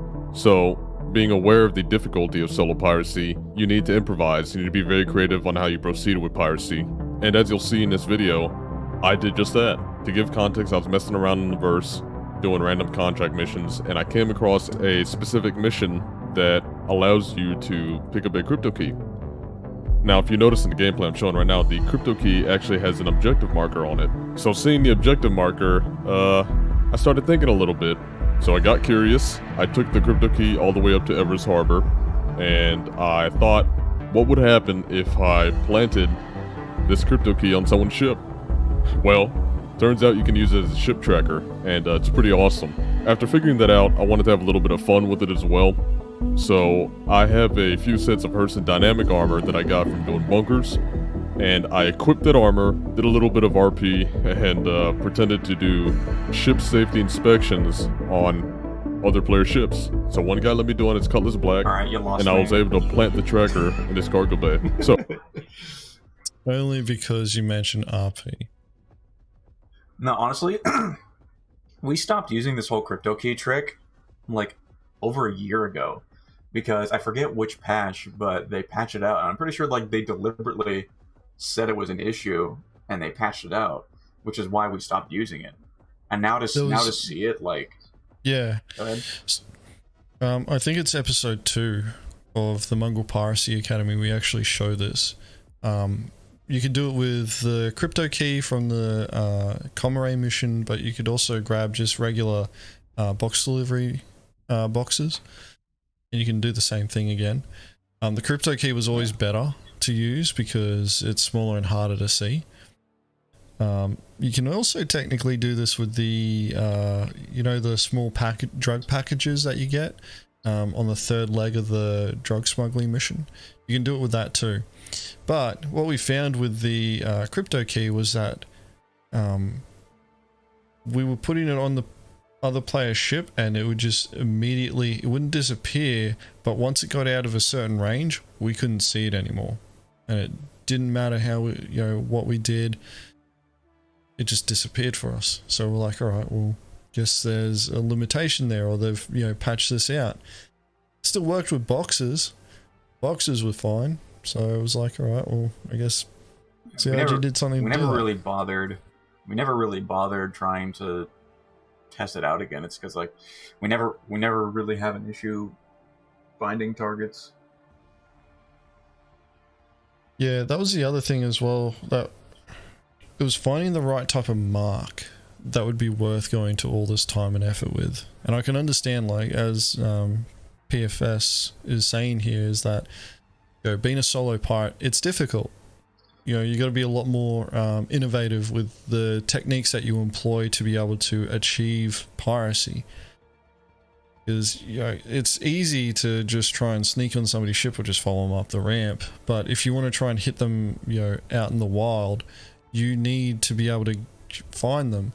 And even with a crew of pirates, finding targets of pirate takes a long time. You know, and you need people around at different locations, because a lot of times one person will find them, you know, just on the off chance, 5 minutes before one of our other scouts would be there, and the you know, the previous scout didn't see him, and then 5 minutes later you show up and a target's there. Yeah, it's kind of rare that we're tracking targets now as well, because I know specifically in the NA rated group, we're just finding ships, smashing them, and fucking boarding them. Like, we're not wasting time. Like, we're not like wasting 20 minutes to just track them while they do their whatever. We just find them and fucking smash them. Like, we used to do this to rock miners a lot, and it was handy for us then. We tracked them for hours. Well, it was handy for us to know roughly where they were without, you know, having to hover around them. And if we noticed that the marker stopped moving for a period of time, we'd go quickly check on them to see what they're up to. If we saw the marker starting to move towards an outpost, like, we'd pounce on them. But it was still like that whole case of like essentially following miners around, and it was kind of that situation where we put in the crypto key was adding an extra step that we didn't really need to do there.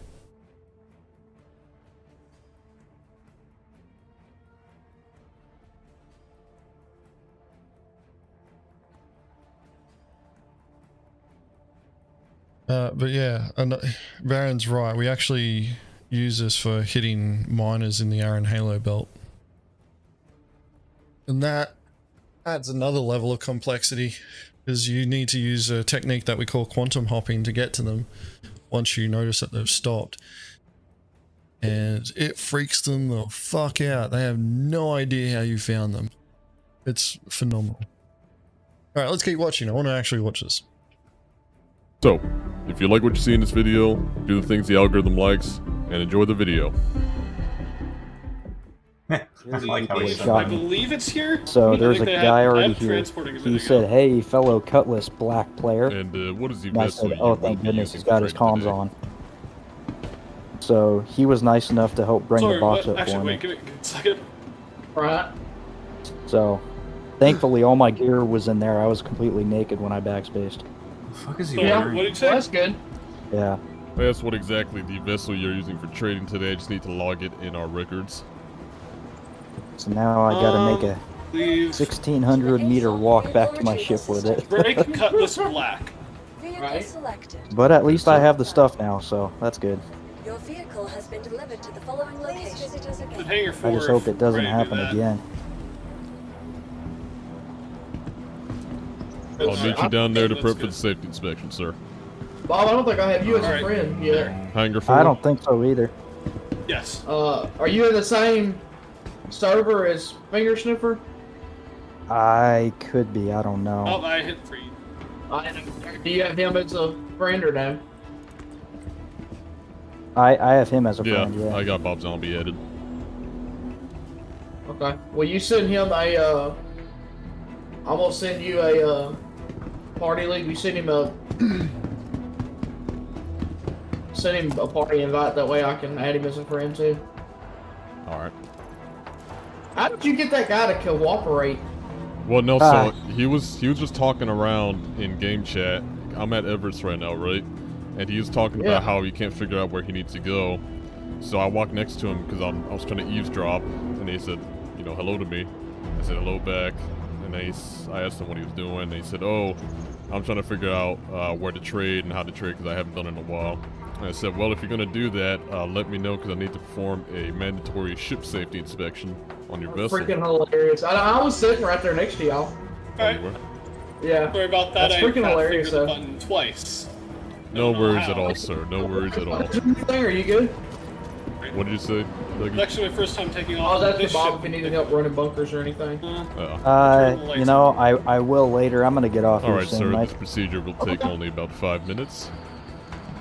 My wife is sick and she's demanding attention. Figure out where the lights Oh, are. I know the feeling. Yeah. High up there, man. So I'm gonna try. Everything Later, in I'm gonna try a policy bunch checks more. out. Let me just go. So one of the things I used to be able to do, another thing that CIG ended up fixing, was being able to just run onto somebody's ship and get a marker to it, then run straight off, and you'd be able to see wherever that ship went. And yeah, CIG fixed that one. Took them a couple of patches, but they ended up fixing that. Because, yeah, like, people were literally just waiting until somebody would go to get in their ship, quickly run on, and then run off, wait until they got out of the armistice zone and they were out of comm array range, and then just go find them. Which is why it's funny just to see, you know, PFS jumping onto this ship, doing the inspection, because there was a time where this is all you needed to do. Go ahead and overview your cargo bay. Times, man. Or bad times, depending on how you look at it. It amazes me that people fucking you want to hide fall for away this in kind his of dumb ship? shit. Finger Sniffer? He'll know if... Shit. He'll know if I hide away. I'll just, So, if you paid attention to the ASOP terminal, Old Mate only had one ship. So he's probably a new player. Keen just to be able to talk to someone, show them around the ship. They've got to learn, you know, it's not fucking Star Care Bear. They just got to learn. It's emergent gameplay. That's what it is. I put down... No, let the ramp down and I'm gonna jump in. Or is he in the ship? Wait, ready to go? He's in it already, he knows. Is that Xander? Sir, if you can let me out, the inspection is done. Thank you for your cooperation. You closed the door from the front, I forgot, yeah. Sorry about that. Yeah, Dougie, I got the... Have a We'll good know day. where he's at. You as well, sir. Oh, really? Yeah, we'll know where he's at. I'm looking at So- the crypto key right now, so... Who's that? Does that actually work? Putting a crypto key That on is someone's my ship? security colleague. He's just here for security purposes. Yes, it Yeah, does it work. The crypto key, I'm literally looking at the marker in his cutlass right now. Freaking hilarious. Wow, I did not know that. That's Alright. insane. Alright, Dougie, let's gear up. This is disappointing because we have an episode that shows it of a fucking piracy tutorial series. And we show this. Yeah, we from have an a year episode ago. of like literally over a year ago of showing this exact thing, and the Old Mate still has no fucking idea. YouTube has screwed us. God. YouTube screwed us on this. It's good to see that it's working again though. Like, I'm glad that it's working again. But yeah, like, we showed this over a fucking year ago. And before CIG watches this and fixes it again. We're sorry if they do.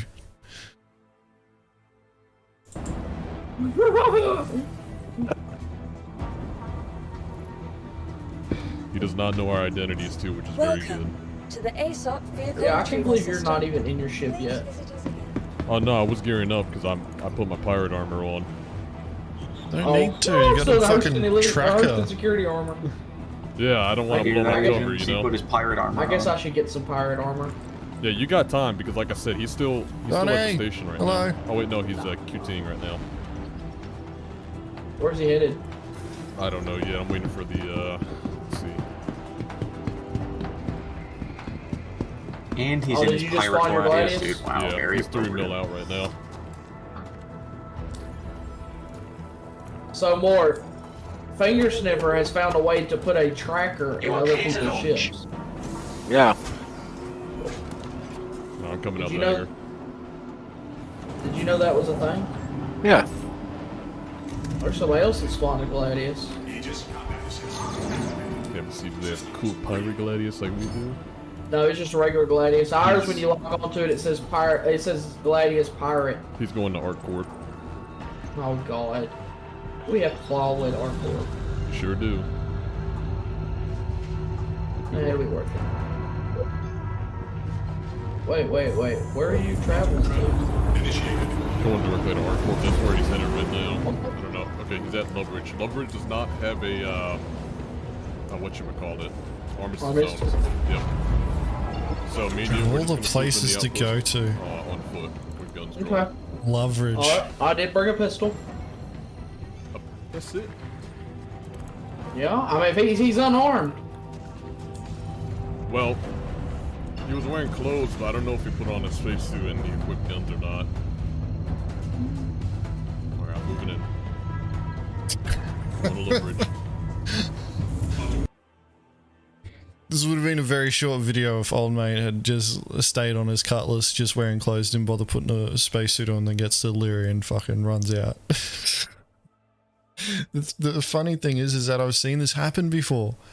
Like, new players getting on their ship in clothes, not knowing, not realizing that they're going to have to change, go to a moon, get out of the ship, and then just keel over and die. It is so fucking annoying too, because you're just sitting there like, you're watching him, you've been watching him for the last 20 minutes, and you're like, alright, sweet, you're finally here, cool. And then you watch them as they're running out and they're wearing clothes, and you're like, oh, for fuck's sakes. Am I getting that 20 minutes back? Man. Doing piracy in Star Citizen, you see some of the most random shit. Alright, we have a catchphrase in Mongrel Squad. It's, what the fuck is this guy doing? And I don't think there's ever a hit where that put it on a t-shirt phrase, yeah, it's on a t-shirt. I don't think there's ever been a hit that we've done where that phrase has not been said by someone. Sometimes like new prospects say it and we go like, oh, you said the thing, you said the thing. Yeah. It's one of those things where it's like, and these will be new prospects because we don't really put it in our videos, and they'll say it, and it's like, you either knew about the catchphrase beforehand, which is pretty rare, or you're literally saying the thing that we're all thinking.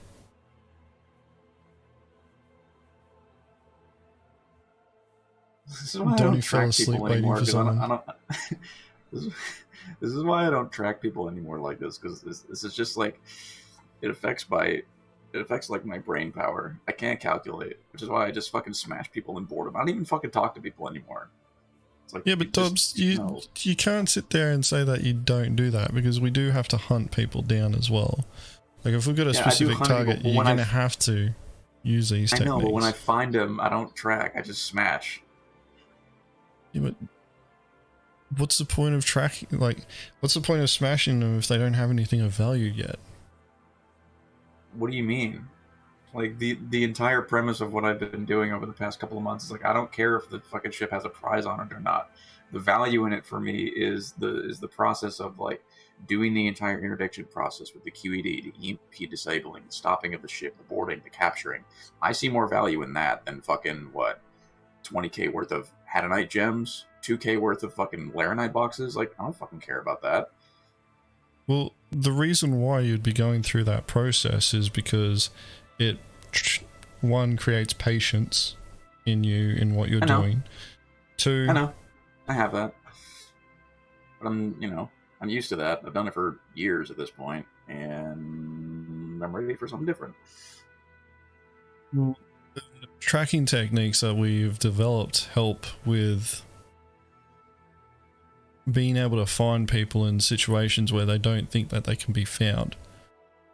And there's times where we do need to be able to find a specific target and wait until they're in a specific condition state before we actually go in and smash them. I don't need to communicate before I smash, Donnie. They don't need to hear a word out of my mouth. I'm not speaking to them. I'm not gonna fucking call them and be like, "Excuse me, sir, can I have 50k?" I don't care. No. They're getting boarded and they're getting killed. I don't care. Like, I don't care. I really don't care. I don't care what they think. I don't care what they say. I don't care about them at all. I'm just gonna show up, take their shit, and fucking leave. See about that, Dobbs. For now, it's that. That will change in the future. Yeah, I know. I'm just going to enjoy it. I'm just going to enjoy it right now. Like, it's so fucking it's boring and I hate it. He's so weak. Now we gotta get serious over here. He's a... Yeah, So, I got Lover Ridge Mineral Reserve? correct. Actually, I'm going to address a point that got made. Barksid Studios. If all you do is smash, then you aren't a pirate, you're just a killer. Right now, it does not matter if we take cargo or not. The purposes of taking cargo in the context of piracy gameplay is to complete the loop. People aiming to make the numbers in their wallet get bigger really aren't focusing on improving their experience. They're just making numbers in their wallet get bigger. So when it comes to the way that we approach piracy, we don't care really about the numbers getting bigger. We care about the process and the experience that we gain from it. Now, if we show up and we find a target and we just, go into killing them straight away, that doesn't make us killers, and it doesn't negate our, intent on doing piracy. It just means that we have a very specific way on what we're going to do. The notion that you must speak to the target in order to pirate them is ridiculous. It's the dumbest fucking thing I've ever heard. It's so... I don't know where people got that fucking idea from. It's like pirates have to play friendly, and they have to reach out to you, and they have to give you an option like, hey, pay me this money, or like, it's so stupid. Why do people think that? Like, there is a reason for it. There is a time and place for it, but the game, like, we have pushed as far as we can push for extortion-based gameplay and ransom-based gameplay, but it was never done for the benefit of the target. The target just benefited from us engaging in that. The reason why we engaged in extortion and ransom was because it gave us the opportunity of being able to make the most amount of credits out of the encounter. And if they refused, we could always then destroy and then extract what value we get from it. Come 318, we can take the cargo from the ship. And the consequences, the penalties for, killing other players is minimal. They just respawn. They're not losing their life. They may lose the equipment, but that's fucking nothing. They'll lose their cargo, but in the grand scheme of things, in the alpha status of the game, that's fucking nothing. For us though, that cargo, even though it represents a credit value, it's also a step in the process that we now need to engage in, where we're unloading that cargo from the target ship and putting it onto one of ours to then take it away and sell. So the logistics element of piracy starts to grow.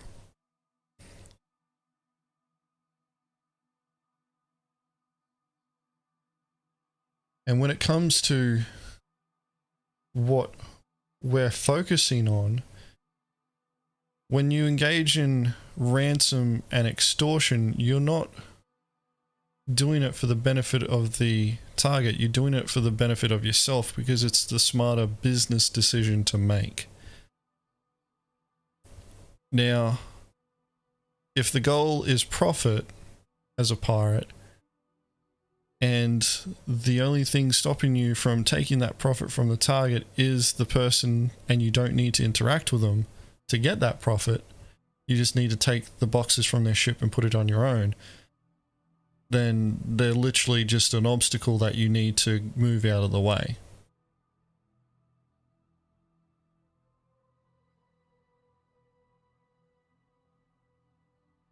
So ransom and extortion come from the business mindset of trying to extract as much profit from the encounter as possible. Some people have misinterpreted that as, no, you do that for the benefit of the target. And it's like, no, we don't. We don't do it for the benefit of the target at all. It's for the benefit of us. That's it. Like, we do it for ourselves because we can pull more value out of the encounter. Some people will consider the other player. But when you look at it from the raw perspective of what you're trying to gain out of the actual interaction, you're better off focusing on the fun that you extract from the game first. Because people out there who play this game, or any game, they're not there to play the game for you. They're there to play the game for themselves. So they're going to play the game the way that they want. So when you start being courteous to other players from the sense of, oh, I don't want to ruin their experience, and you're trying to be a pirate, you're already doing it wrong. Like, you can't be a pirate and not be intent on ruining somebody's experience.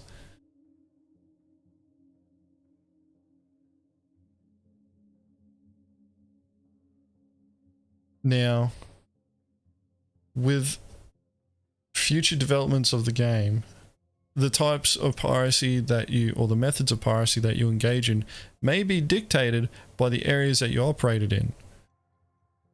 For example, if you're a pirate in Terra, you're probably not going to want to, increase your criminal record. It's going to be hard to do, like shoot on site based piracy. Looting or scooping piracy, because you're going to end up with a crime stat, and then the fucking, local security forces are going to be on your ass. In Pyro, though, that's probably going to be the only way that you're going to be doing piracy.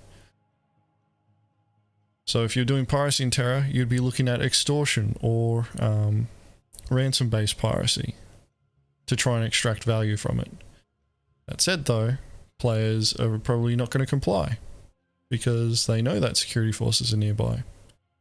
So you'll need to make judgment calls on how you engage in piracy there.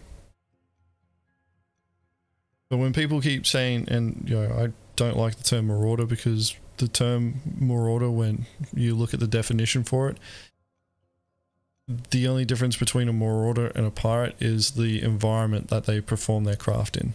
That's it. But when you're looking at piracy gameplay from the perspective of, like if you just go and kill people, you're not a pirate. No, that's a load of shit. And especially with 3.18 coming, there's two words that I tell everybody, and I've said it on the stream plenty of times: legitimate salvage. Everyone is legitimate salvage. Killboards don't matter. This fucking channel has bloody... Killboards don't matter. This channel has bloody hundreds of videos of us pirating people. I know we're on fucking lists. I already know that. To sit there and be concerned about, like being a killer and worrying about people coming after you, like we're going to have bounties on our heads. And we won't even have killed anybody at that point. When the game finally gets to gold standard, we've already got a reputation, and there's going to be people who are going to want to take us down a peg or two purely for the fact that we are pirates. And that they're security forces, and that they want to be able to suppress us because they're looking for that gameplay. Bounty hunting has always been a thing in Star Citizen, and it will continue to be a thing. And, our criminal records, when they become more persistent, we will find ourselves, like a lot of the time, getting hunted by bounty hunters. I know that if I go into oceanic servers and people recognize my name, certain people recognize my name, I will be hunted, regardless if I got a crime stat or not.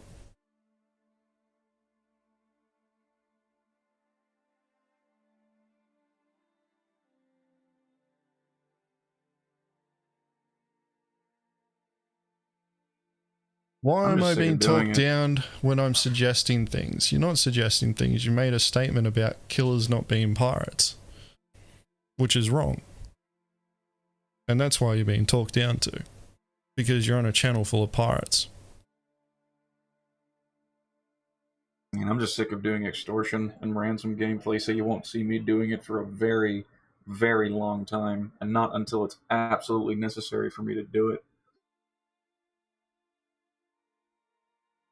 Yeah, like, the different methods of piracy have their place. 318, everybody's going to be fucking killing. Trust me on that.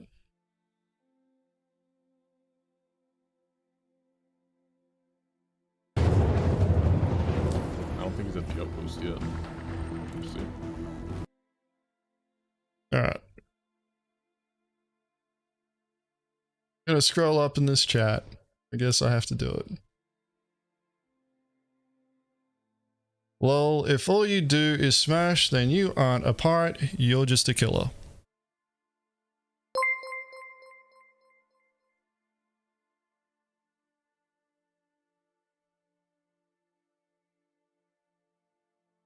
That's what you said, bastard. And I'm gonna stop engaging in the conversation.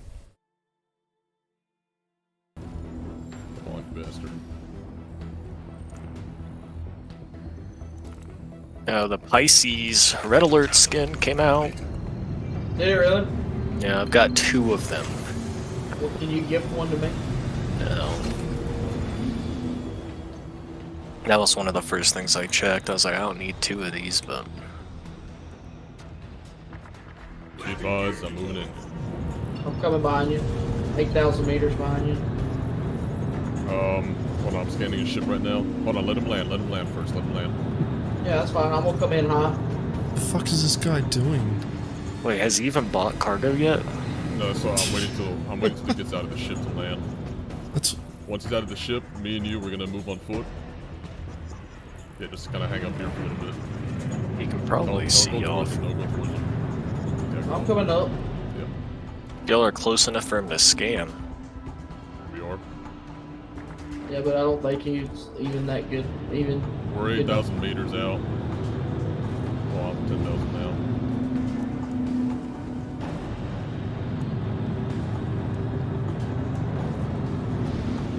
Oh shit. What? Okay, no, nothing happened. Huh? I started shooting at the ship on accident with the ballistics. That's why you gotta sort your key bindings out so that it doesn't happen. Still on board.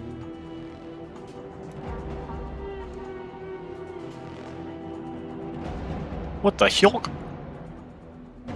He's not in it. I don't think he's still on board because I lost visual of it. What the fuck is that? No, this is life forms, Griffin's black. So yeah, just to help interpret the what you're looking at here with the fucking scanner. Guy's still on the ship, but he's out of the chair. Legal owner name Griffin Slack, but the name is the ship's name. So with that,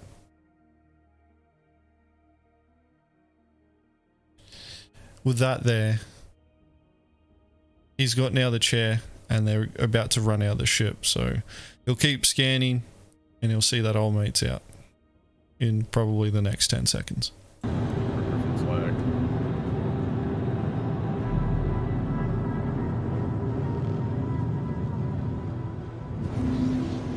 I'm just swooping in. Oh, yep, he's out. Coming in? Go in.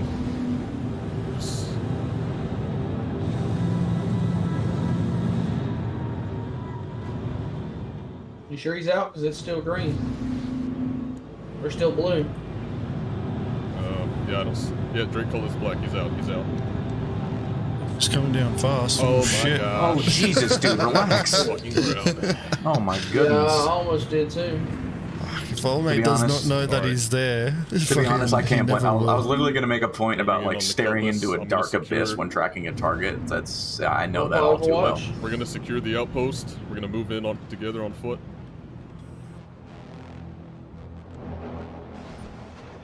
I'm on the ground.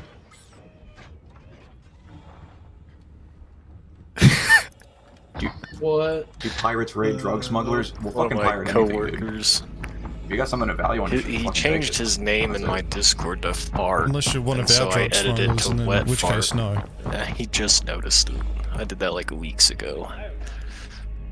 Yep, I hear him I inside. was like, I don't think it's illegal. It's like medical supplies. Like there's. All right, Doug, you sitting here. I'm just Raise gonna your pause hand. here. There's a point to make.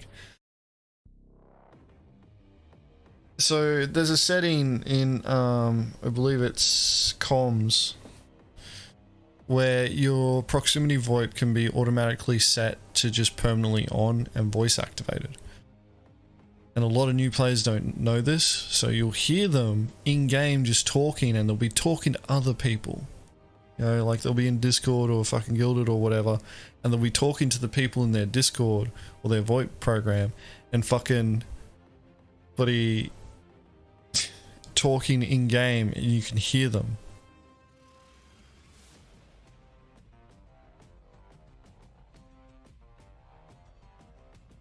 It's essentially what you're seeing here. So, you know, like the way that old mate was talking, that tells me straight away, like you're dealing with somebody that doesn't play much. Hands up. Put your hands up. Let me see your hands. Do not move. Put his hands up. What the All right, fuck lay is down. happening? Lay down. Lay down right now. Man, I can hear you in comms, and I'm in Loreville. On Lay down. Lay down. the button. X. Press X. Lay down. He doesn't know the button. Okay. Hang on, make him high. Now here's the plan. The plan is you're gonna wire me 50,000 credits, and we will let you leave with your life. Hold on, don't do anything to him yet. Yeah. How do I do that? You rock me? Go into your Moby glass. Now, you're gonna go to MO Trader. This You is know the what that is? worst type of bloody player that you can pirate because they don't know fucking anything. Tell me when you find MO Trader. I'm an MO trader. Okay, now, where it says wired, type in names to search. You're gonna search the name Pro Finger Sniffer. Okay. Got it. Alright, now, once you see it, does it show you the amount to transfer? Yes. Okay, you're gonna send me 50,000 credits. It's great. You want That's 60,000? Go for it. Right?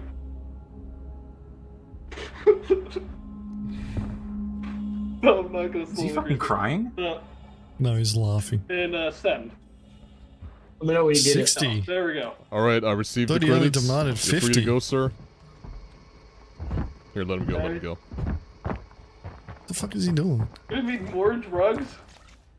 He's fucking just drugged him up. Sorry, my partner likes to overdose people. I'll make it back in time. Alright, let's bounce. Let's get out of here. He's gonna get back in the pilot seat of his ship and he's gonna crash Fuck it yeah, because dude. he's drunk. Way to go, guys. Dougie, Way do to you want me go. to give you 30,000? Give you half the cut? Well, it's up to you. I really don't care. I was just cranking. When you said you're going to search Pro Finger Sniffer, I about hit the name for him. In the back. Man. Good shit, dude. I can't believe he actually did it.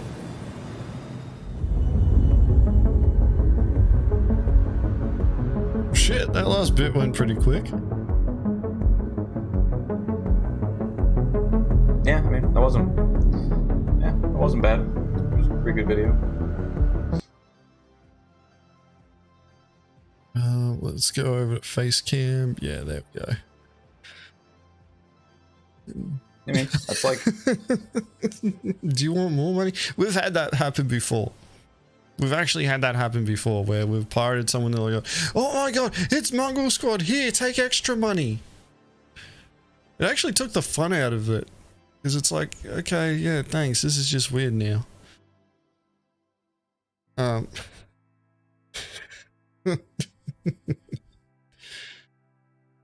yeah, it was a good video. It's a good video though. Like if you're just starting out in piracy, like this way of doing it can be pretty good. Yeah, my critiques for it is hitting old mate as early, but well, you're dealing. It's a small team. Yeah, you're very limited with a small team. Yeah, the kind like of piracy ops you can do. I don't know if the other ship was a QED, but I'd always take a QED with me because you're gonna like. I've attempted to do piracy hits similar to this, and the timing has been off, and I've gotten there just too late. And I've gotten there just to watch them as they're taken off and quantum traveling away. So the timing was quite lucky. It's all about setting up contingency plans for yourself and your team, because it's like you're hitting real players, and they're going to do stuff in ways that you can't predict, and it's not scripted. You're not prearranging this. You're not doing anything. Like it's a real player that's out there, playing the game as they do, and they'll do things that you're not expecting, which is the reason why we have our own composition the way we have it with EMPs, QED, boarding team, counter escort pilots. Those all act as contingencies if the target ends up doing actions that we believe are within the realm of possibility. Yeah, like we're looking at a new composition for 318 now, and it's exciting and daunting at the same time because the options have just exploded for what we can do. But based on, like certain parameters that we understand from our experiences of doing piracy, we're slowly narrowing, what we're actually going to be using and the options. Now, one of the things, like the critiques that I had for it was that, lack of QED that I could see, and pretty much you ran down as soon as you noticed that they were off the ship. Now, you want them to have value on their ship and to have something there that is worth losing. Now, we could tell that it's a new player purely because they let you on their ship to inspect. They're obviously engaged in a bit of RP, so they must be into that sort of thing. Nothing wrong with that, unless you're Dobbs, in which case it's the worst thing that you can do.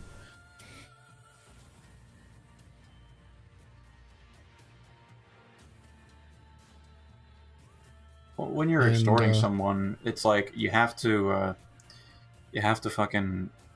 extort them for something that they're not prepared to lose. If you're just extorting them for their life, then they're not going to fucking care, because all they do is backspace, and then all they've lost is like what, 20k gear. It's not really worth anything. So it's like if you're going with extortion, you want to make sure that they actually have things of value that warrant a pretty hefty extortion demand. Like unless you want to extort for really small amounts, like if you're extorting somebody for 5k or 20k or just whatever, then yeah, you can do that. But if you want to really make a lot of money with extortion, you have to make sure that you find targets that are really carrying something that they're not prepared to lose. Yeah, like this guy obviously paid because they enjoyed the experience, Yeah. You could have just gone in there and gunned him down. Like, it didn't look like he was armed, and it did look like he was wearing, what was it, that Nightfire armor. So like they'd obviously paid credits for that. It was the Orc MKX Nightfire armor. You could buy it at like Grimhex or something. No, I think you could buy it at like PO or whatever. But yeah, I would have scanned the ship before going down a second time. I would have waited until there was cargo there, or I would have got my friend to wait and keep scanning the ship, and I would have landed and waited on the ground until old mate was coming out and there was cargo on that ship. Now, old mate had run in and come out pretty quick, so you kind of lucked out there with being able to catch them when they did.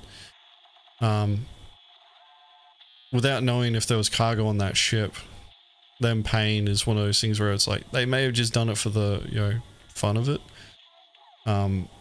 Yeah. This is also another thing too. Go ahead, Agents, while you finish. I was gonna say, like, this is kind of like the old salty fucking cynical pirate coming out of me after doing this for so long. The majority of players wouldn't have fucking played along. Like, the majority of players would have just gone fuck you and just alt F4'd out, or they would have tried fighting back, or they, you know, would try and delay. They would have ran back inside and, you know, tried to hide and, you know, force you to fight them, you know, so that you can get a crime stat and then, you know, they'll come back after you. It's a good hit, don't get me wrong, like, it's a good hit, good bit of content, but this is not the norm for what you would normally see. Yeah, it may sound harsh, but I do this I do this internally to our own videos as well. Like if there's an NA hit, like that goes up on the channel, I turn around to all the people in the time zone and I just criticize, and turn them into perfection.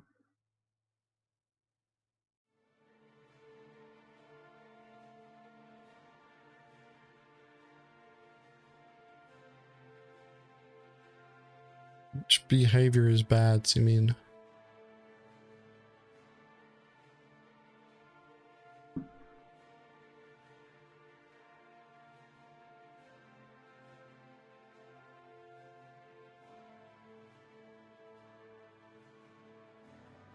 Oh God. I don't know, like, at no point did I ever say disrupting or gameplay.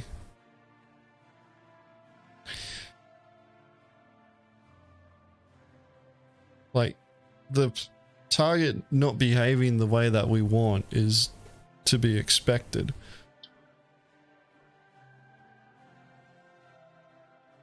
It's one of those situations where it's like, we present choices and they make a decision. Now in this video, PFS presented the choice, comply or die, and the guy made the decision to comply. Good for them.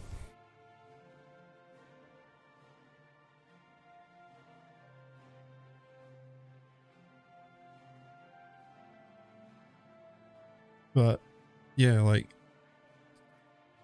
a lot of my experience from doing piracy is that they will try and fight back, which is fine.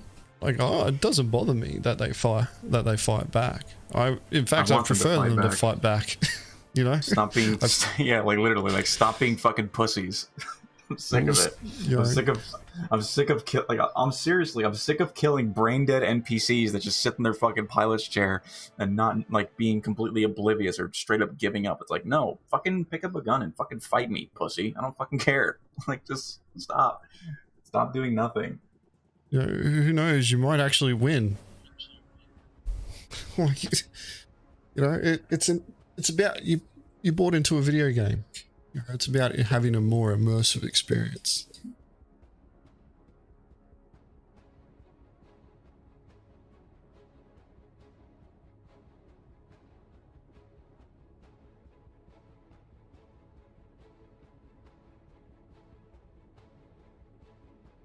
Oh, Valiant, I know you're watching the stream. Tell Dingo to tell Dingo it's gonna be all right. Give him a hug. Patrick Butler says, I get that, but you realize your gameplay loops are based on other players. You're asking them to provide you content. That could be said about bounty hunters.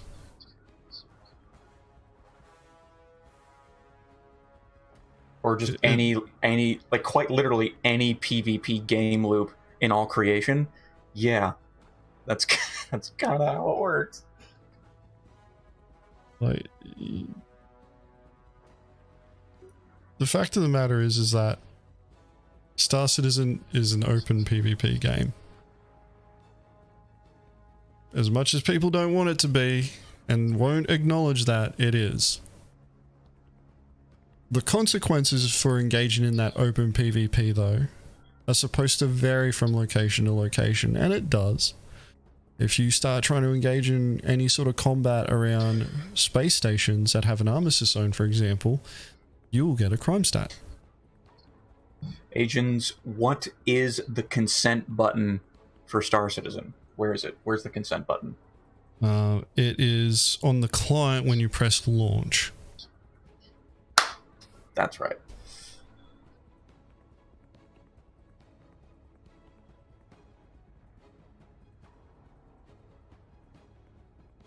So No, yeah, I like the image you posted in our chat if you're watching.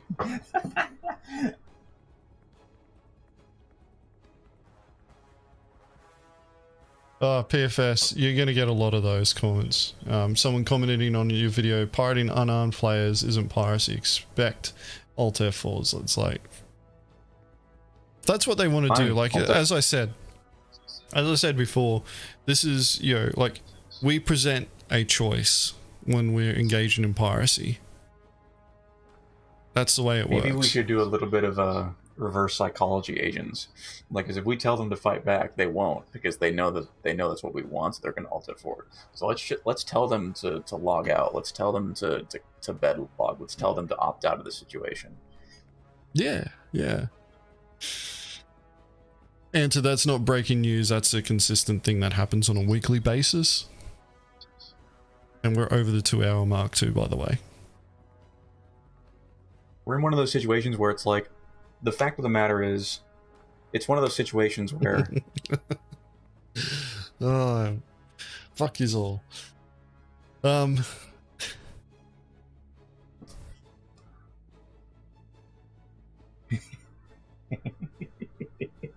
Yeah. It was a good video, good example of some innovative use of the mechanics. And I love watching piracy videos, and it's good. Good on Mr. Sniffer here for informing us that the crypto key trick works.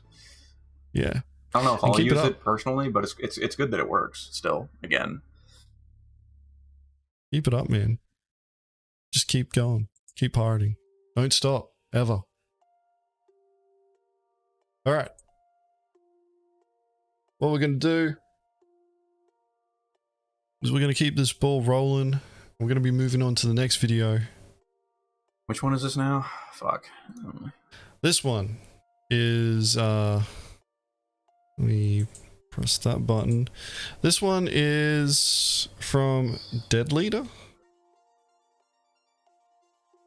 It mentions 318. Mentions 318, which is why I want to watch it. I want to see their logic, because they say why the Reclaimer is everything in 318. So I'm interested in why they think this.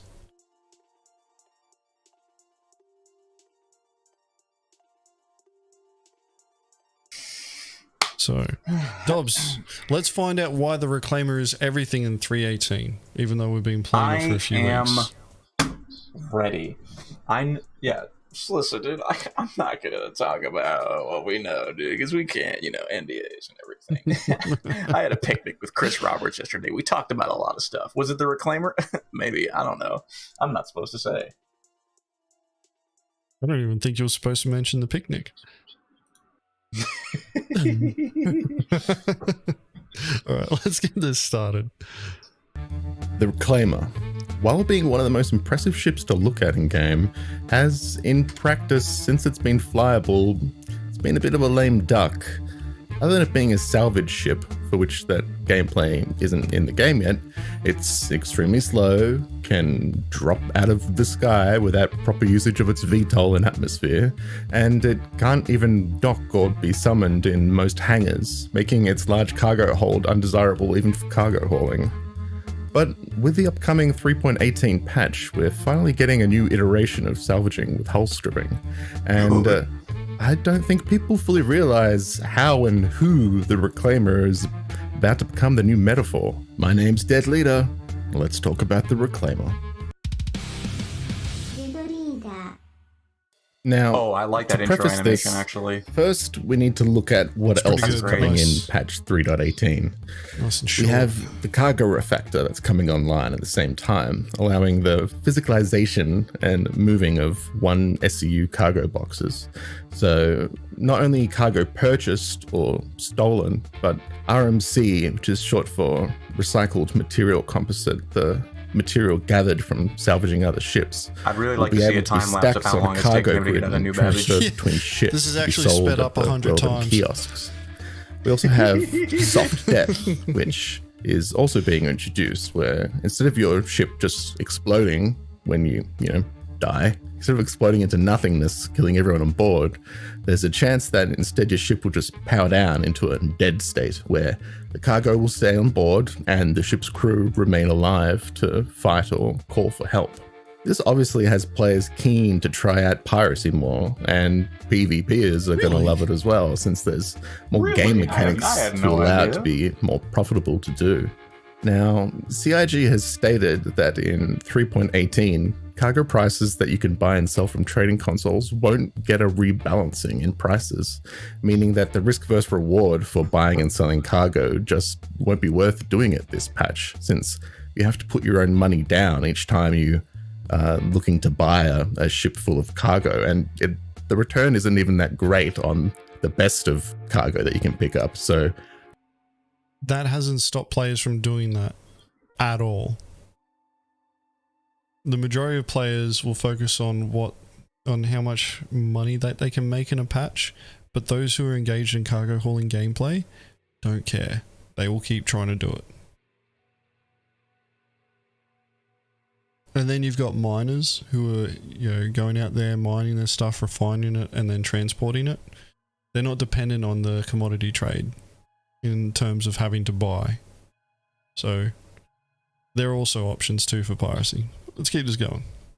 There's going to be a lot less people shipping cargo in the first place. But they've also stated that the price of 1 SCU of RMC will be the equivalent of 1 SCU of Quantanium, which I'm not quite sure at this point if the price of it is unrefined, which is 4,400 Alpha UEC, or refined, which is double at 8,800 Alpha UEC.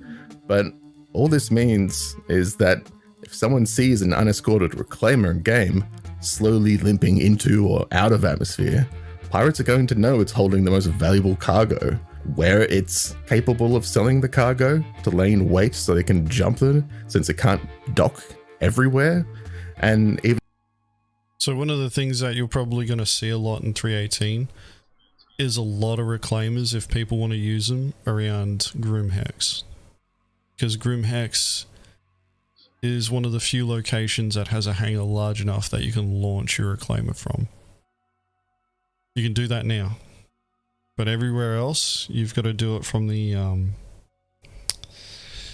main port. So you're looking at Orison, New Babbage, Area 18, and Lorville, which is a fucking pain in the ass.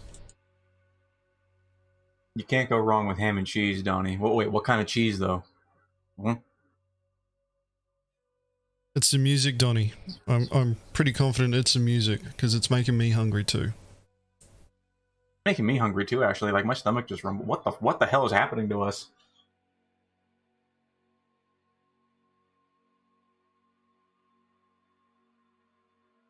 Alright, let's finish this. even if the ship would be worth more to them dead to salvage themselves due to its immense size and amount of scrapable hull. Wait, Agents, pause the video! This may be enough to put you off potentially. What? I literally just started it again. What? No, the reason why is because we have a comment here in the chat. Can you not see the comment in the chat from Space Bully and the Goon Squad Agents? Take a look at this. He says, quote, "Hey, mongrels. I have a Star Citizen show I'm working on called Star Citizen Cops. Would love your feedback if time permits. Cheers, mates." What do you think about that, Agents?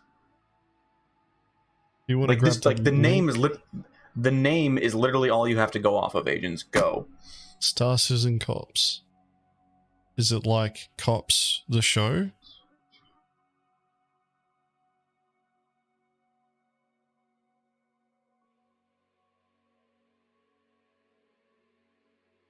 All right, we'll see how we're going towards the end of these next two videos.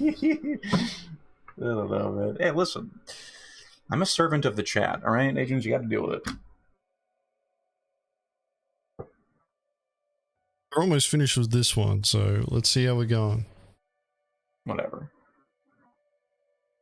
Using the Reclaimer and just sticking with the solo Vulture Someone from the instead org to wants to salvage grab with. a link And to the video. for many, that Throw it may be in the org best chat, option, I'll have a look at since with no pilot-controlled weapons, if you don't have a crew on the turrets or escorts, your only option would be to try and take obscure routes to get to trade terminals to sell anything you manage to salvage. And even then, the risk versus reward may not be worth it. But if you look at the Reclaimer as less of a salvaging ship and more of a pirate ship, things start to get interesting. If pirates include a Reclaimer amongst their fleet, with, say, a Mantis and a couple fighters or Cutlass Black, they will not only be able to pirate other ships, they'll have an immense cargo hold to store all that loot in, and if any prey they come across isn't hauling any valuable cargo to steal, they can instead disable it and just use the Reclaimer to quickly strip the hull and get as much profit off of any interaction they come across, since a Reclaimer can begin salvage as long as the ship's shields are down. So any ship being in the soft state is just RMC to be gathered. With a crew of other ships and the Reclaimer's massive elevator access, it'll be a simple task to transfer any cargo or RMC out into a more nimble ship to safely ferry to space stations or...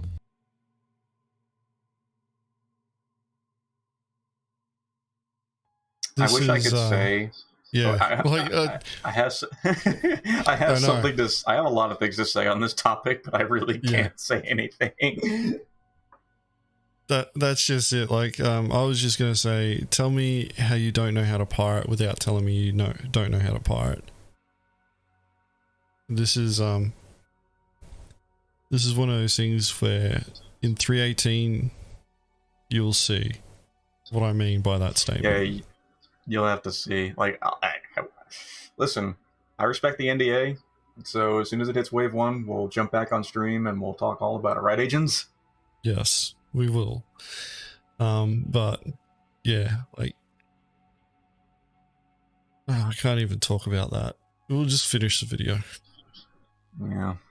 Other places the Reclaimer can't dock to sell without drawing the attention of any other pirates or griefers looking for an easy buck. The Reclaimer really is going to be the most fun ship to use in 3.18 since it covers all of those new gameplay aspects.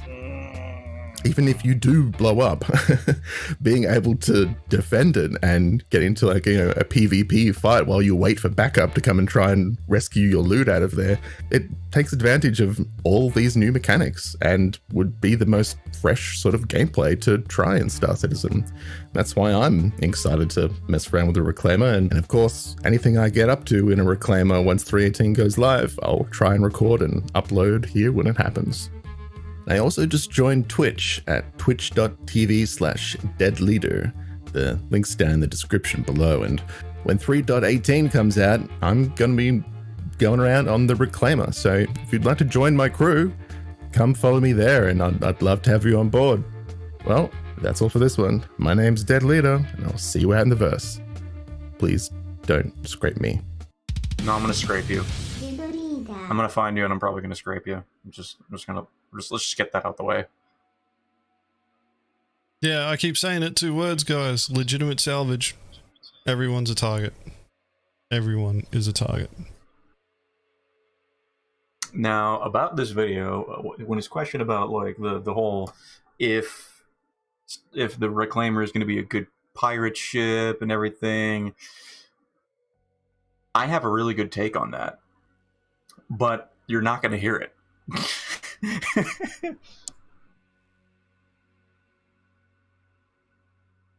You're just going to have to wait for wave 1. Like, honestly, you're just going to have to wait for wave 1.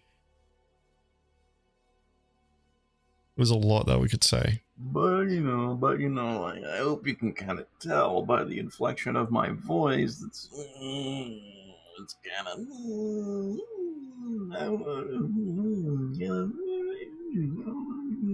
I hope that was informative. ham, egg, and cheese. Donnie, are you... How is the egg going to be cooked, though? Are you going to have it, like, mashed? Scrambled? Over easy.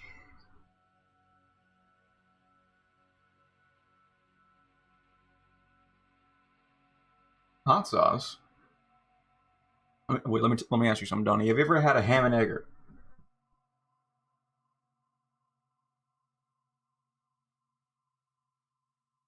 The scrambled Does anyone croissant? That sounds great. Ever eaten a ham and egger?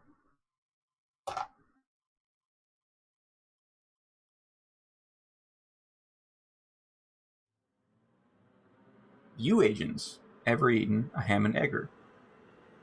What is a ham and egger? Like, are you gonna have to describe it a bit more than that? Is it literally just like a ham and egg sandwich on a bun, or? So it's ham, egg, and cheese, right? Okay. Salt, and then it gets all melted together on a pan, and you put it between two toasted buns. It's great. Not like that. No, I haven't had it like that. It's actually delish. Capiche?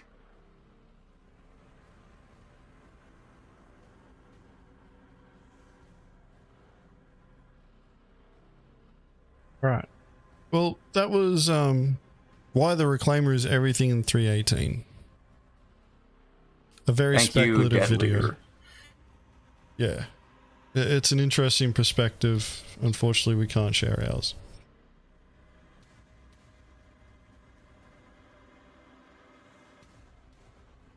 Alright, that's that one done. We're going to be moving on to the next one. This guy's featured on our channel before.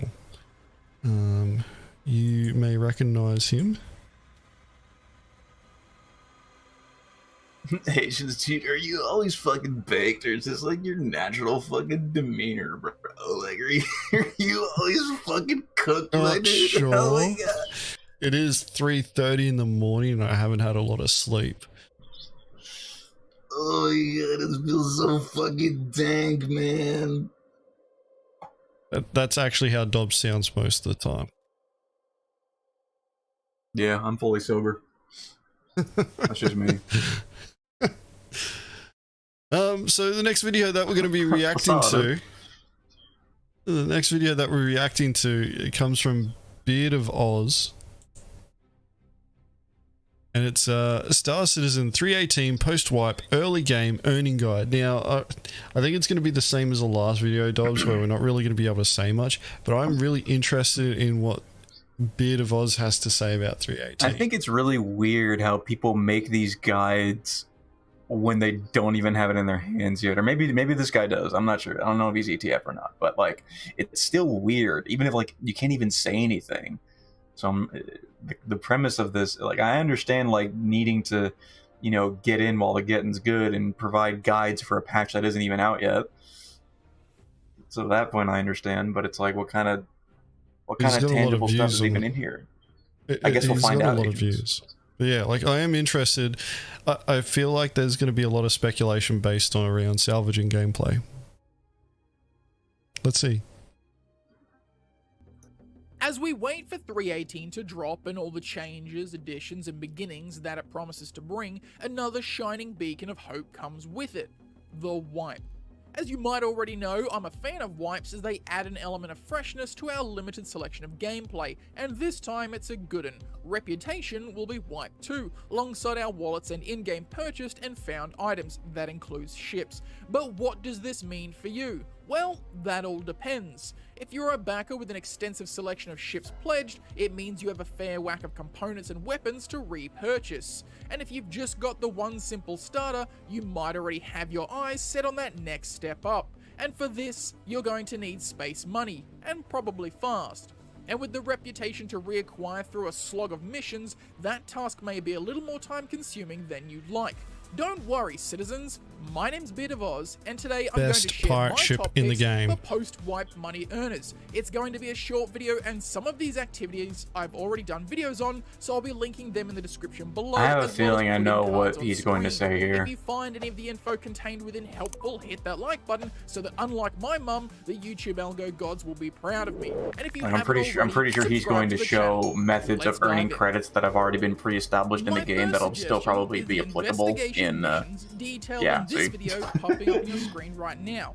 They currently don't have a reputation tree, so there's no growth to these missions, but for something that you can pick up straight away in your first day in Stanton with no experience required, close to 30,000 credits to find some bodies at a wreck site is a pretty sweet deal. These locations also have the potential for some loot, and who knows, maybe we'll see some expansion to that with the cargo factor beginning its rollout with 318.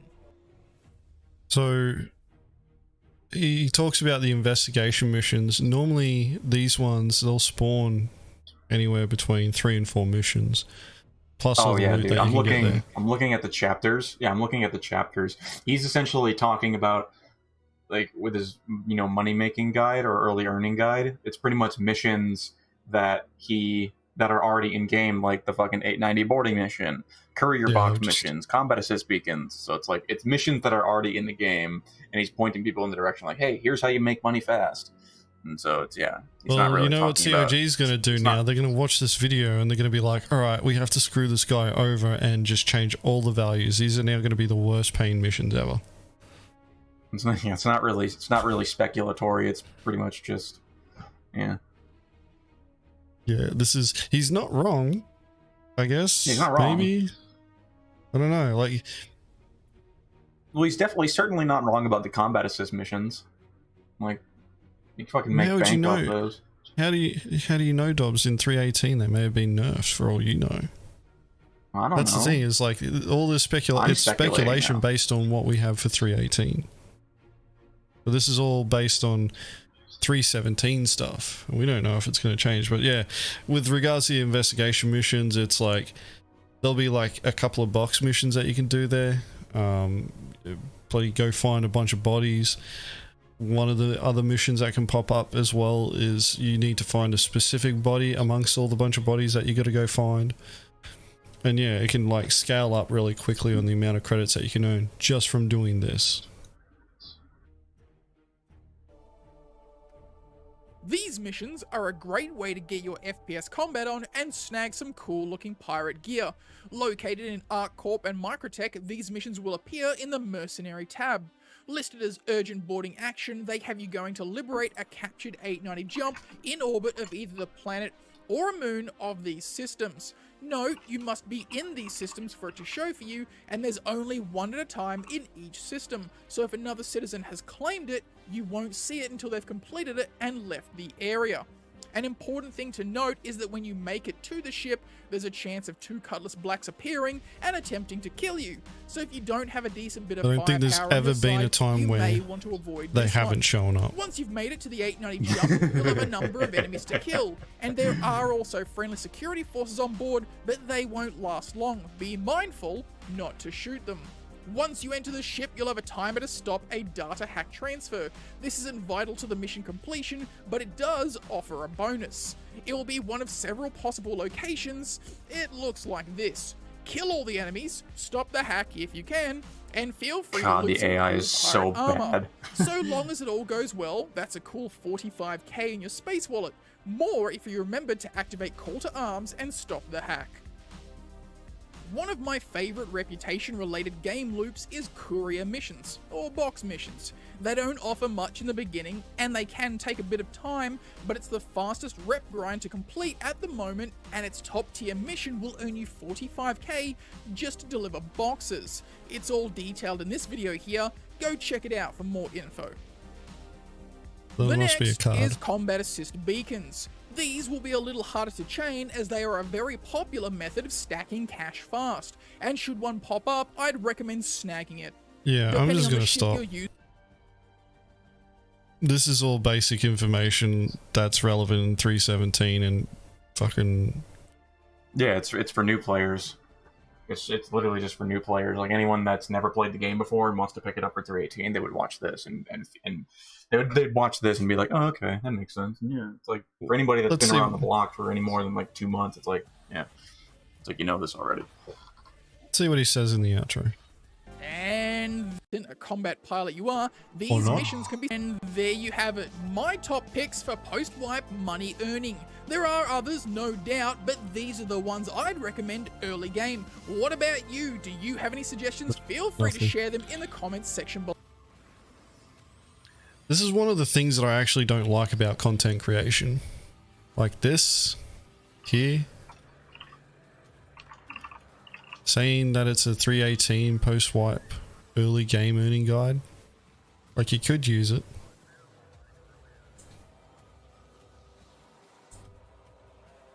But a lot of that gameplay hasn't changed between 317 and 318.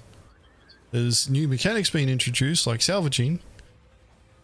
But the barrier of entry to that is still, you know, technically high. You could do it in a smaller ship if you decided to do hand salvaging, but even then, like, the hand salvaging that you're doing, like, you can't really take the little canisters and do anything useful with them. Or make a profit from them.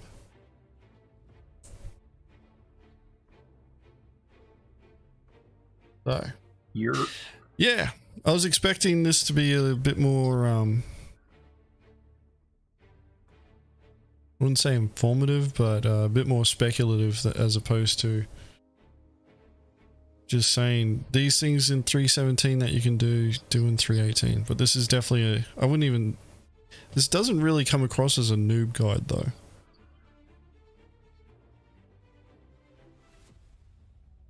Right. Let's finish up on there for that one. What's the next one? Alright, there is one more. Considering that we finished that one so quick. Huh? What do you mean, Aiden? I'm not ready for this. What are you talking about? No, too bad. You're going to be ready for it now. Alright, so the next video is an impromptu one. Impromptu? Oh shit. Yeah, primarily because somebody requested in the chat that we go watch this, and then somebody linked it in all comms. And I blame Dobbs. Oh shit. Oh shit. This is Dobbs' fault. This is Dobbs' fault. Holy shit, this is God, no. This is really the entire episode?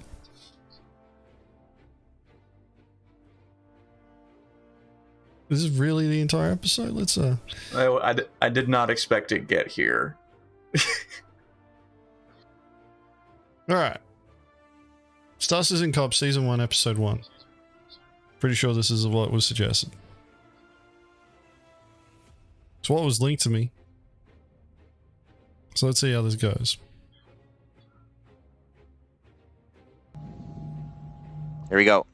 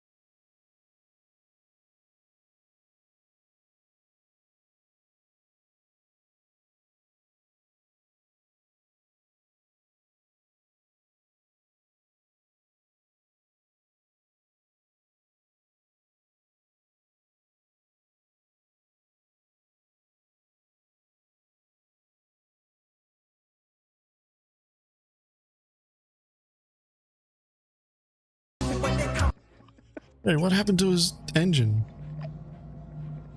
He smacked it on the side of He smacked it on the side of PO.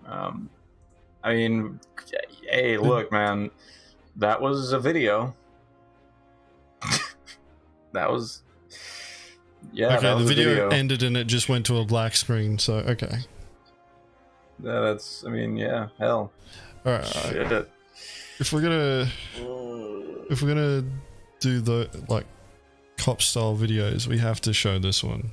Because was the cops music playing over comms?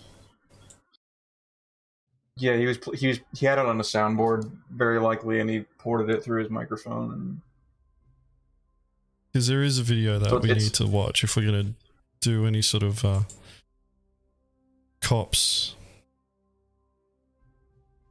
Let me see if I can find it. It's an old one. Infamous too. How old? Like years old? Yeah, it's actually about a year and a half old now. Just gotta find it. Where did it go? Like, there it is. There it is. Let's throw this in here. I don't want to edit.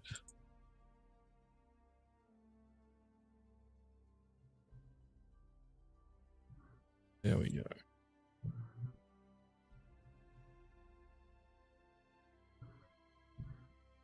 Yeah, Baron knows the one. Baron knows the one.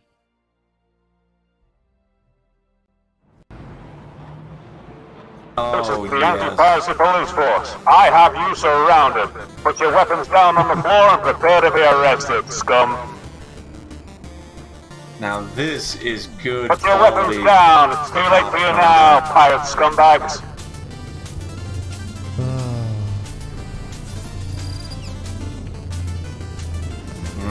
Put your weapons down and get down on the floor. Oh, yes.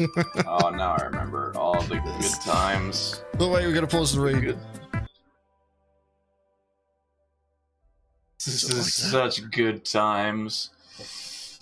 Offering substantial grants to bounty hunter guilds and security PMCs.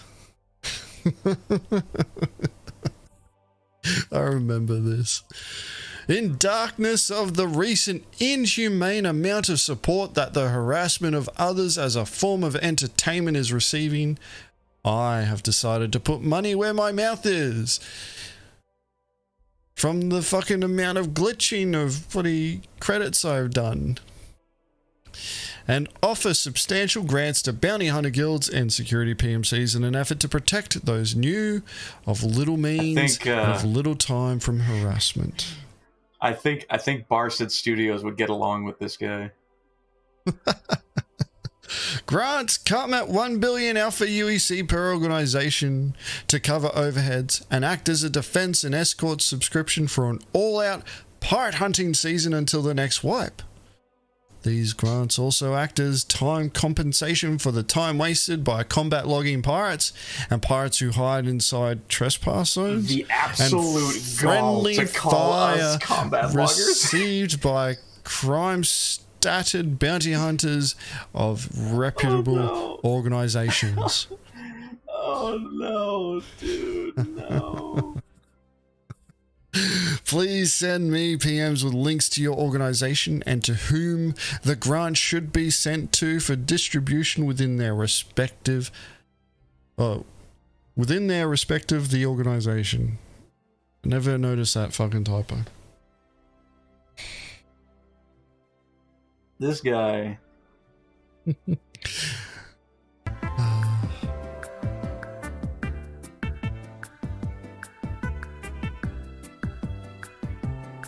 $1 billion. I like this idea. One issue in my mind though, how can you be sure that you aren't giving funds to a shadow org that's actually a front for a criminal org? Or is that a risk that you can't be avoided?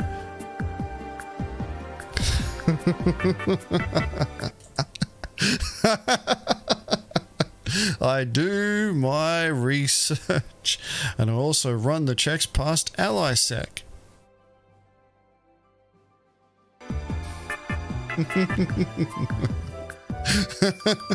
Oh, wait. No, go back. You missed the birth of a nickname.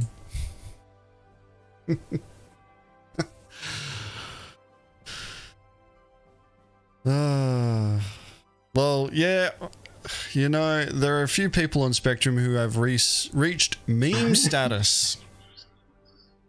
Caracal is the realism meme. Sphere is the PvP meme.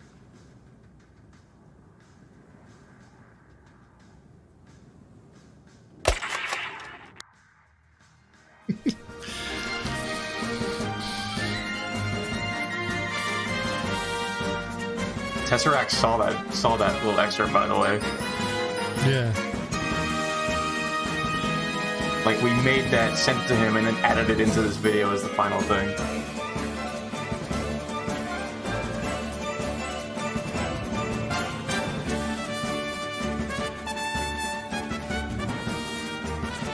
Wait, let the old outro play.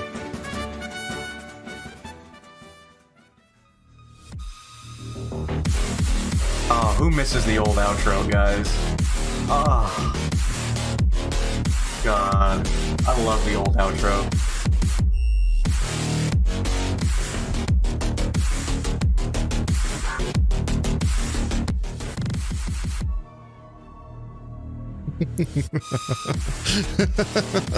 Damn, man. What a great outro. What a great outro. What happened to it? What happened to it, agents? Didn't you lose it? No, I told you to stop using it. We stopped using it because as soon as it would start, that's when we'd see a significant drop in activity. Dobstep. Exactly. That is exactly what it was. Dobstep. Fucking Dobstep. Nice. I'll take that. And as Sorial had pointed out in chat, guys, fucking staging that bloody police bounty hunter raid thing was a pain in the ass. It took us longer to do that than it does to do an actual legit piracy hit. Which is why when people sit there and they accuse us of staging our piracy hits, I know that they have no idea what they're talking about. Because just staging a fucking, you know, like that particular bounty hunting hit, getting all the camera angles and, you know, getting everybody in the right position and making sure people have, you know, kit on them. Because we only had like, I think 3 or 4 people there in total. So the guys who were playing as the criminals had different armor sets, and they'd like thrown on a different armor set and then pretend to die and then respawn back on the red and run back out with a different armor set on.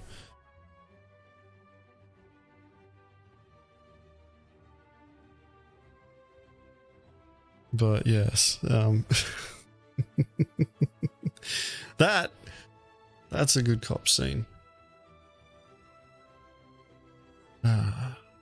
Anyway, yeah, that's pretty much it for the stream.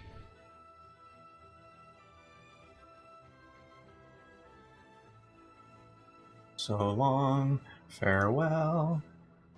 Just gonna get my windows sorted out here and stop the recording.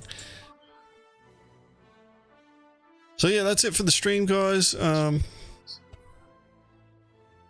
lot more videos than what we normally do, although we're just hitting the 3-hour mark. Before I close off the stream though, I want to quickly talk about Mongrel Court. So Mongrel Court is on this coming Saturday. It'll be, let me check the calendar because I need to do the time zone conversion. It'll be on the 17th at 3 PM UTC.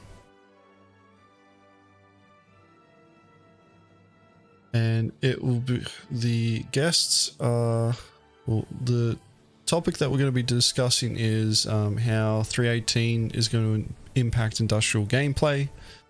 And the guests are Salty Mike, Croncy, and Jack Axton. So I'm grabbing 3 industrialists, bringing them all into the stream, and we're going to talk about 318 and industrial gameplay. Hopefully we have wave 1 by then. If we don't, then it'll cut off a fair chunk of the conversation that we can talk about, but there's still a lot that we can talk about. But yeah. Will I be taking a break from live streaming during the holidays? I don't know yet. I haven't actually thought about that yet. I may not. I may end up continuing with some streams. Depending on how much time I've got, I may end up doing some extra streams. Who knows? At the moment, the Piracy Ops video for the week, we haven't got one lined up because we are... We're working on something special for you guys, right, agents? Yes, we're furiously working on like 4 videos at the moment that are relevant to the next patch. So that's going to take up a lot of our time. 5 of them. Okay. Yes. Oh yeah, yeah. I forgot about that one. So yeah, there's a lot. There's a lot. So, we actually have a lot of a backlog of videos that we could do. It's just they take time. But yeah, it is what it is. Kidnapping Jack is easy. You just bait him with a chicken pot pie. Yeah, true. So Mongrel Court this weekend, 17th of December, 3 p.m. UTC +0. Work out that time zone for your time zone. I will eventually create a community post for it in the next couple of days, reminding everybody, and I'll schedule a stream so that you all get the notification for it, so that you can actually get the notification or set the notification bell up so that you get told when it's about to start. And get ready to be inspired.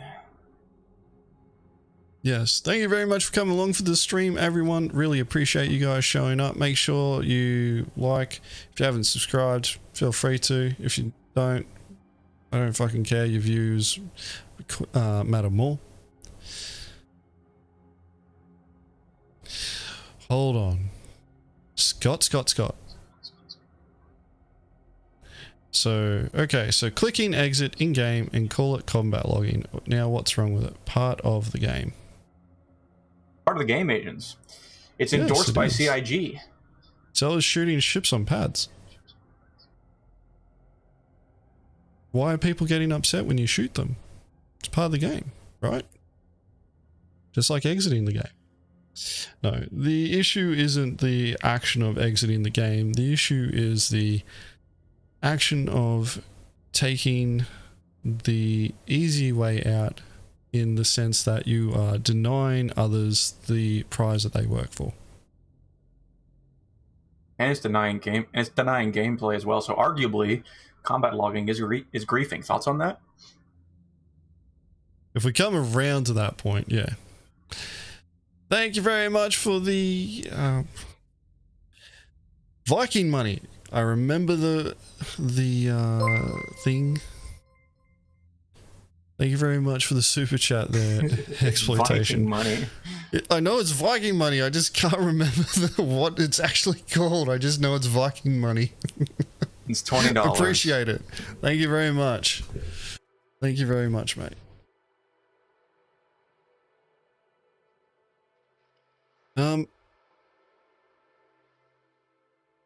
But yeah, the whole combat logging and denying gameplay.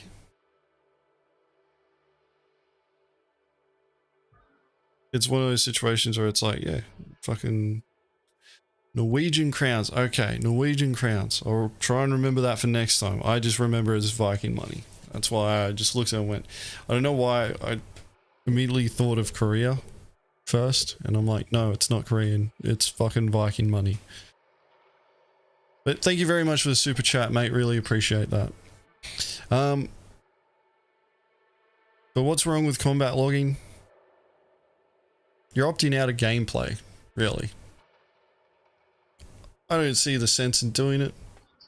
Even if you're losing, like, I won't combat log to bounty hunters. If I lose a fight, I lose the fight. You know, I'll end up in prison if I've got a crime stat. I'll lose the kit that I've got on me, you know. Fucking have to reclaim the ship. I don't care about that because it's part of the game. It's part of the risk that you take on when you're playing in an open PvP environment, especially one that isn't complete yet. Now, when people combat log, they're not doing it because they are trying to, you know, enhance their gameplay. They're doing it to deny gameplay of others. But And so it's is used- piracy. Like when you show up to a rock miner and you decide to pirate them, you're denying them of their gameplay, Agens. No, it's part of the risk of engaging in rock mining, is that you could get robbed, which is part of the gameplay.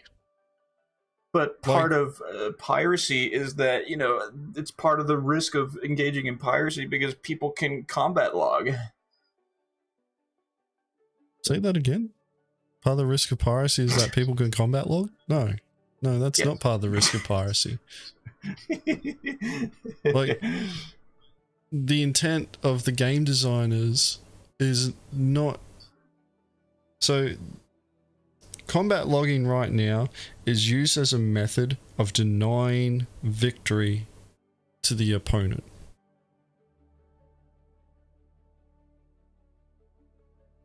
The thing is, though... Like, that's the broad scope of it. That's a broad... CIG's trying to work towards making sure that when a player logs out, everything that they have with them doesn't go with them. Yeah. But, like, going back to this point about combat logging, it's, you know, in broad terms, it's you're trying to avoid losing. Like, that's why people combat log. They're trying to avoid losing. And right now, they're exploiting recovery mechanics so that they not only don't lose, but they're able to continue on as they were before. Now, it's not part of the game's design that you can get out of gameplay by leaving the game client.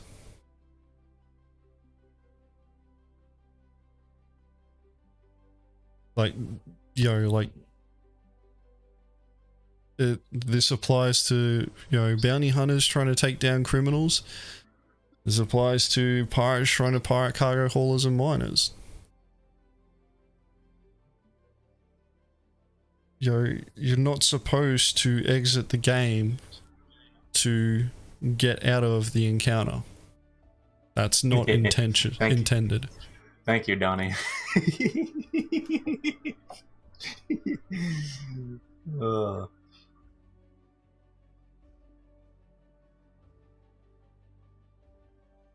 But they would say you are exploiting the lack of in-game security. Here's something that a lot of people don't think of. Piracy is as hard as they make it for us. And they also don't take into account that you can also be the security. It's not that NPC pirates are attacking you, because sometimes they do, but it's player pirates that are attacking you. And I have no idea. All the arguments that I've heard against the use of security are, quite frankly, just dumb. And, like, I understand the point of, like, you know, the whole castle doctrine problem, to where you'll get a crime stat for shooting people that enter your ship. That's a good argument, and I can understand that, and I would actually get behind that. It's like, yeah, I would want more nuanced law mechanics to where you can actually be okay if you defend yourself on your ship. But when it comes to the issue of escort and security, fucking nothing is stopping you from doing it now, man. Nothing. Piracy, you know, is only as difficult as what the, you know, target makes for us. Flying erratically, having a friend in a turret, having other ships there to help,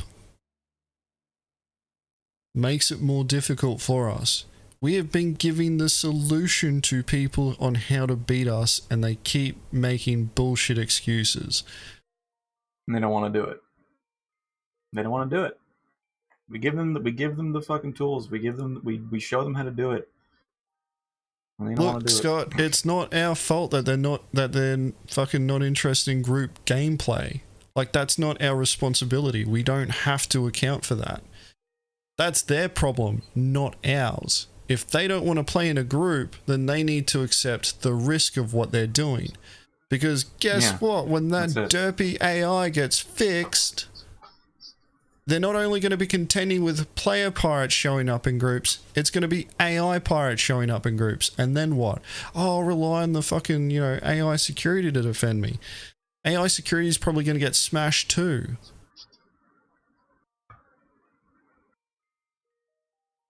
Yeah, it's like if you're going out solo in a game that is largely catered to group play, with all the organizations and all the groups and all the multi-two-faceted gameplay capability.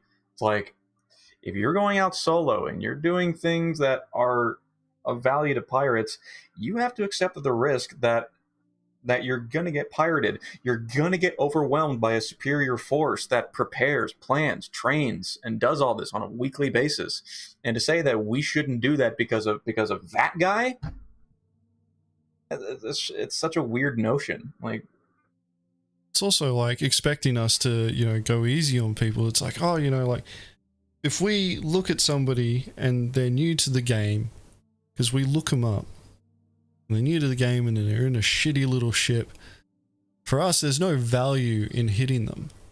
Even like in 3.18, we're probably going to leave most players and starter ships alone because it's just not worth the crime stat. And that's the main motivator that really should be getting pushed onto players who are pursuing criminal gameplay. It's that, is the juice worth the squeeze? Now for us, we focus more on experience. So we're going to hit everyone. We're going to be hitting as many people as we can for the experience so that we can build up that experience base, so that we get more practice, so that we can then learn and develop tactics and, expand on our knowledge and be able to share that with others.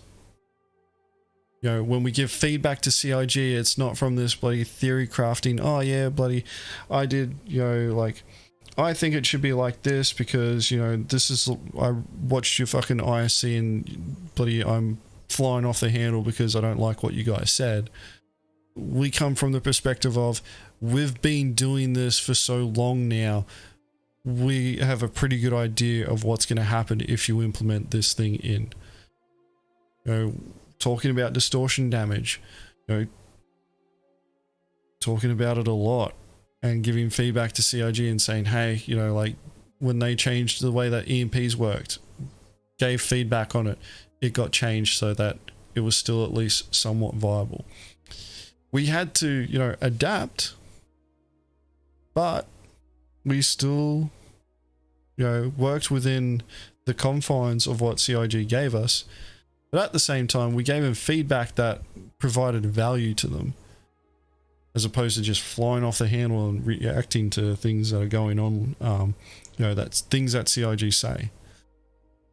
So when I keep seeing players, complaining, oh, escorts, like, what cost too much, all they're going to want to do is bloody, make the same amount of credits as a fucking bounty hunter who just goes around and shoots a fucking stationary AI. It's like, well, okay, they're clearly security is a boring job too. Yeah, like they're clearly not interested in doing security in the first place. Like, if that's the thing, it's like security when done right is boring. You're not actively looking for fights as an escort, as a security. Your job is to make sure that people avoid it. Your job is to deter attacks. Present a hard target. If you're not getting into fights, you're doing your job right. If you do end up in a fight and whoever you're defending gets away, you're doing your job right. A lot of people don't understand that. And I can understand them wanting security AI to handle that. But we don't have that yet. But pirates can still attack you. And for people to sit there and go, oh, you shouldn't be doing that because fucking the law system doesn't handle piracy. No, that's not how this works. Crime flourishes in the absence of law and order. That's how it works.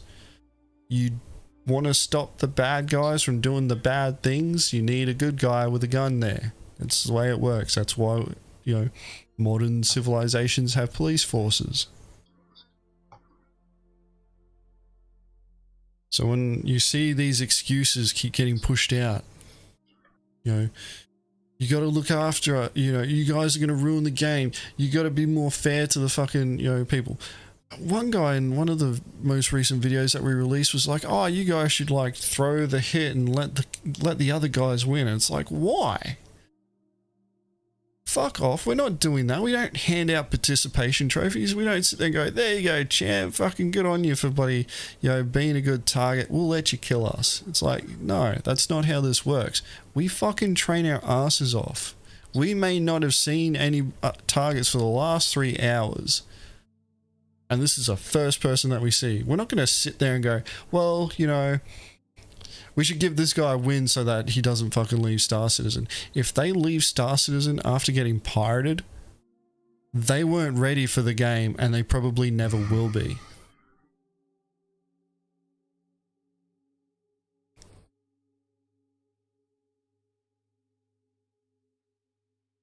Because piracy is part of the game. And it's not dependent on having security in place for it to work.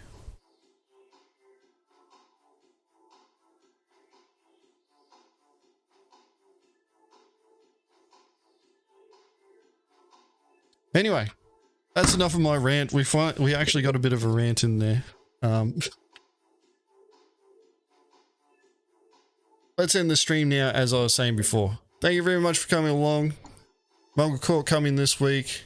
No Piracy Ops video, or if we do punch one out, it's probably going to be a very quick one.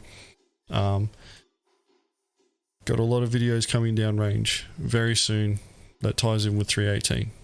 Thank you all for coming along, and I hope you are all ready to be inspired. I'll catch you all on Saturday? Yeah, Saturday. Catch us then.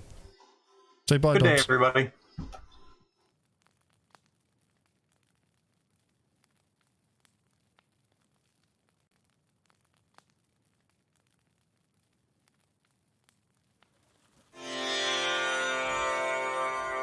Meditate on this ancient folk wisdom. In certain cultures, the Antichrist is a winner.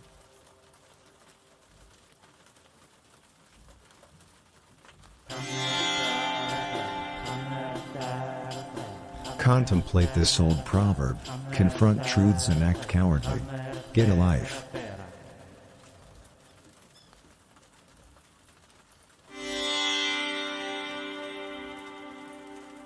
Becoming last does not make you not ashamed.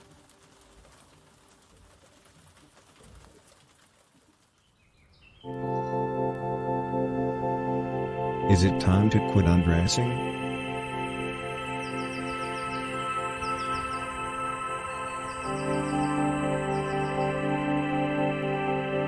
Consider these wise old words of wisdom. The government can be a death camp.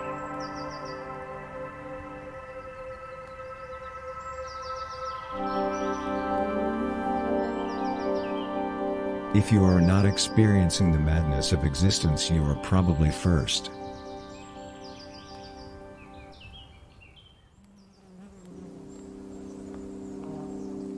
To achieve the right state, entertain the idea these words of wisdom. You cannot have the limbo without the death sentence.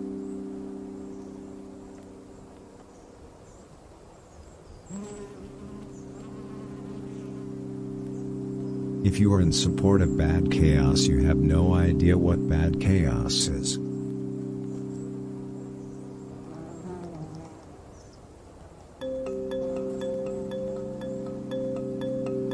Stay focused on your breath.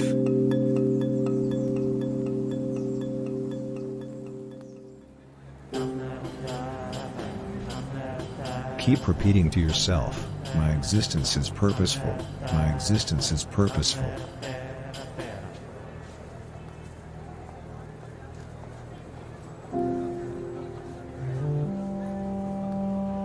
Pay attention to how your pineal gland is annihilating physical space.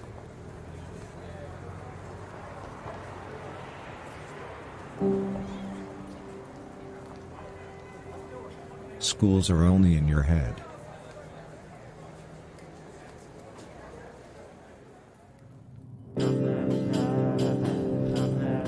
Breathe in. and out.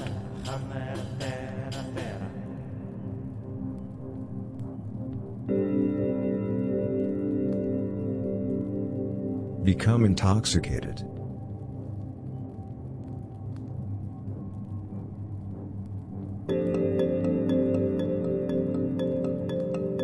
Contemplate this ancient Chinese folk wisdom. With okay imagination comes okay social skill.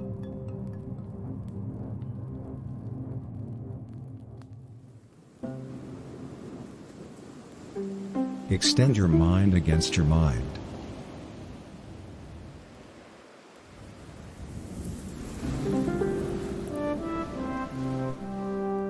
Embrace the fact that all you need to become a celebrity is success.